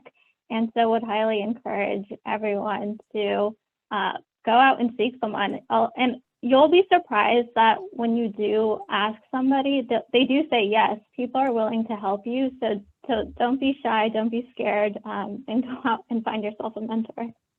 Allison. Surprised. I was surprised when I saw the results, given that high number of negatives. It's important to have somebody who's in your corner, and you can't do it alone, right? You can't. So surprise is my reaction. So let me work backwards here for a second. So Monica, question for you: What do you use? How do you use a mentor, and how's a mentor been helpful for you? Let me ask that question. Well, I think, to me, a mentor, that relationship can be quite passive. They can give you advice. They can provide support, answer questions, and help you navigate a path that you maybe haven't navigated before. Essentially, they can provide that roadmap for you. So I do believe that there is some value to be had. Amber mentioned champions, though, and I do believe that you have to have both. I won't use analogies because my husband makes fun of me with my analogies, but let's just say it's like the difference between a personal trainer and a coach, right? Like they're different roles. One's helping, right?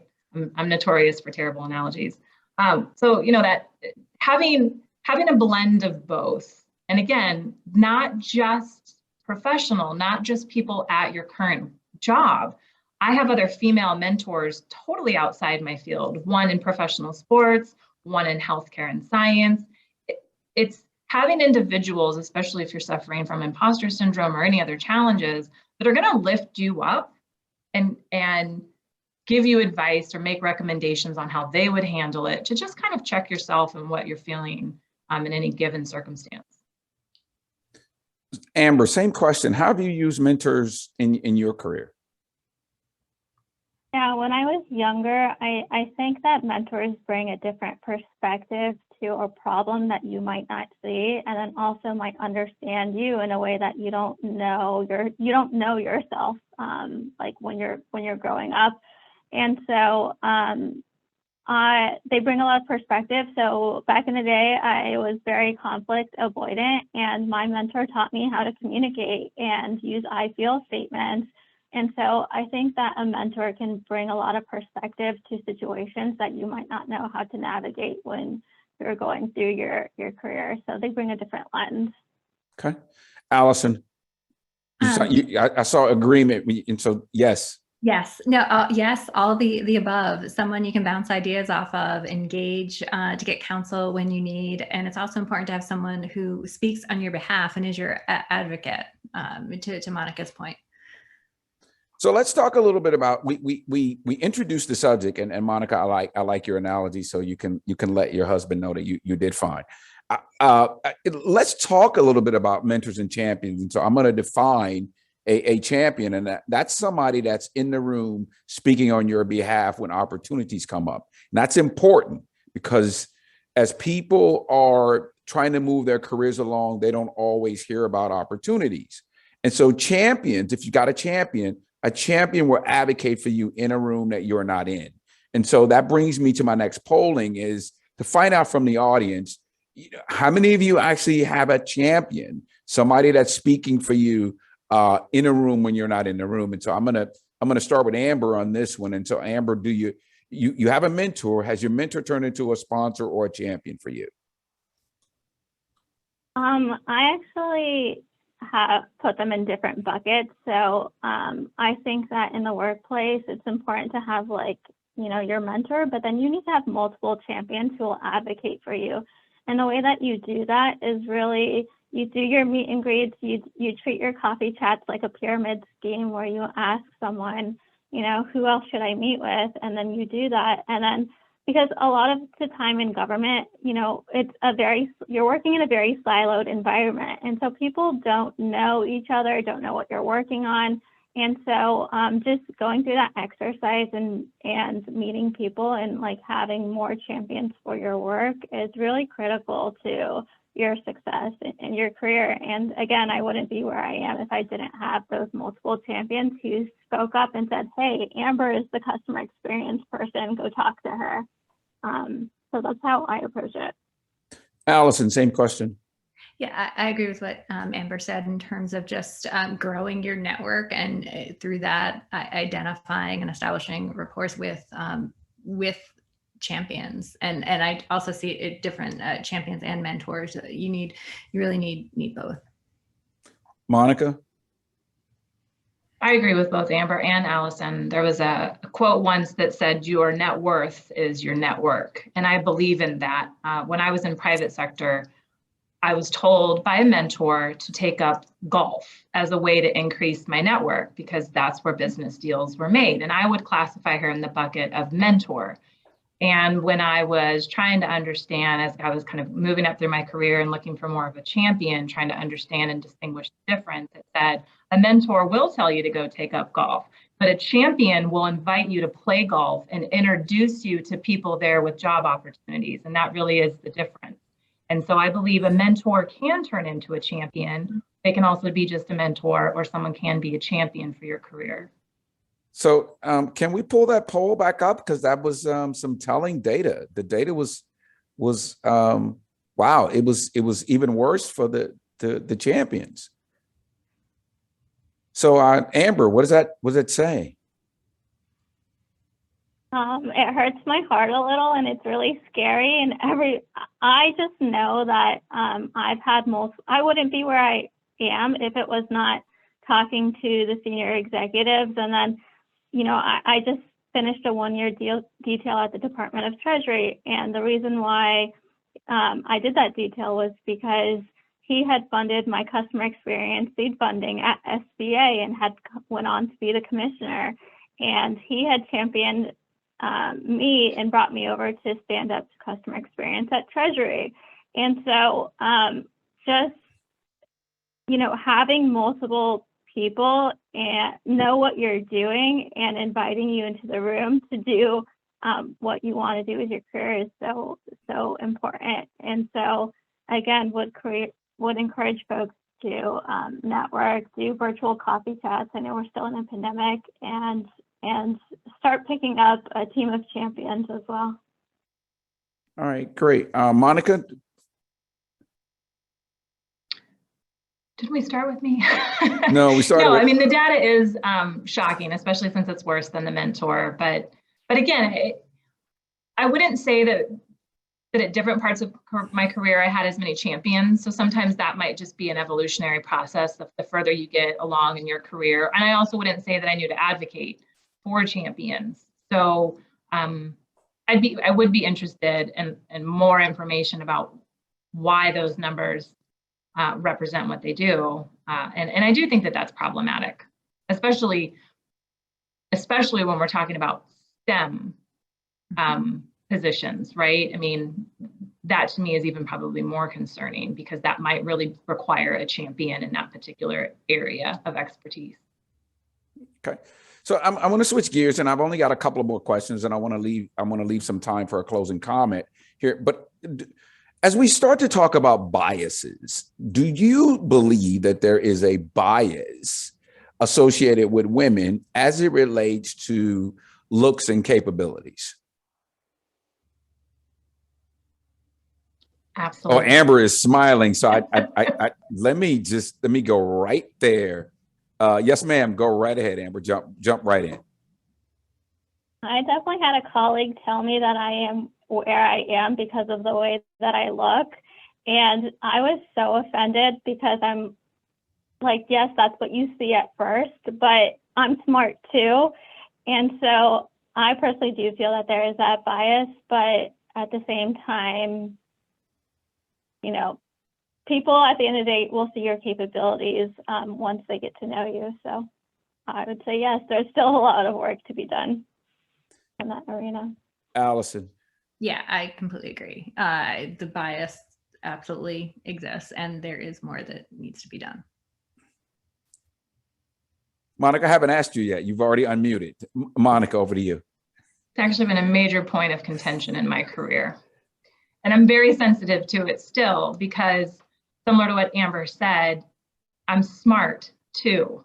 And a lot of times when the introductions were made or when I would overhear someone describing me to someone, they led with, she's pretty or she's nice.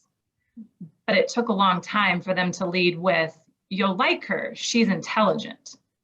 And so I think society has placed certain labels on women and how we value their worth, pretty being one with the most weighted value. Ah, okay.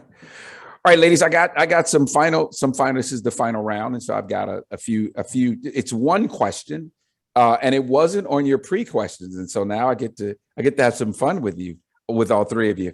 But it's one that I'm confident that you can handle. If you were 10 years from now, your 10-year-old self from now, what advice would you give yourself at this stage in your career? And so what I mean by that, if you're 20, and I'm gonna stay on the low end of this number. If you were 20 years old and you're looking at your 30-year-old self, what advice would you give your 20-year-old self now? Allison. I go back to don't put a ceiling on yourself and patience and persistence. Amber. I would say probably have more empathy for yourself and realize like we're human, and the pandemic has really taught me to probably not be so critical on myself. So I would say have more empathy for yourself. Monica. I think women rise by lifting each other up. So I think if I were looking back 10 years, it would be to surround myself with strong, like-minded women and to find strength there.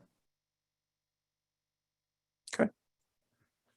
All right, ladies, final questions, final comments. And Monica, I'm going to begin with you. Final thoughts, final comments. Well, since I'm coming at this from the workforce lens, it's about using data to drive your workforce demographics, making sure that as you're hiring, as you're promoting, as you're looking for opportunities, or if you're looking for mentoring options, look at the data, look and see where women are not equally represented, and then make business choices, career choices based off of that data. Amber. I would say never be scared to share information about what you're doing with other people. And the reason why I say that is because I got hired at the CX lead at the SBA because I kept the CIO in the loop about that.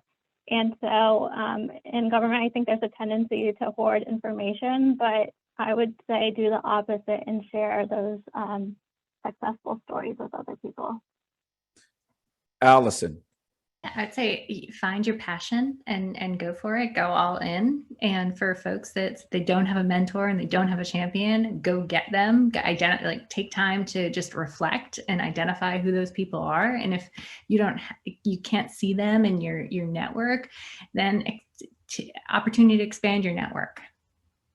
So, ladies, it has been my distinct honor and pleasure. I got dressed up for this event just for you.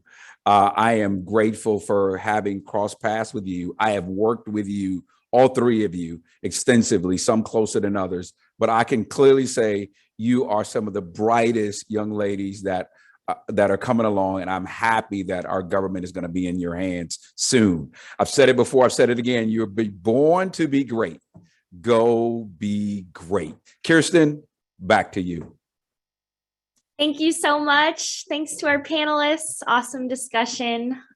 We are now at the end of our 2-day summit. Oh my goodness, it flew by. So let me thank our partners again. I got to take a deep breath for this one. Thank you to Acquia, Armis, Atlassian, AvaPoint, Denodo, Dynatrace, ForcePoint, ForgeRock, Ivanti, Nutanix, Pure Storage, Rubrik, REI Systems, Savant, Sonatype, Software AG Government Solutions, and Veeam Government Solutions for partnering with us on this one. So we hope to see you all again at our next event. And for those who have stayed on, please also fill out our final poll question, which is whether or not you would like your CPE credit certificate emailed to you. So you have two options, yes or no. And just want to bring to everyone's awareness, our next GuideTech Emerging Technology Virtual Awards Summit for 2021, very exciting, is on December 14th and 15th, another 2-dayer. And you can go register for it online, and it should be really exciting. So thanks again, everyone, and I hope to see you all again soon. Bye.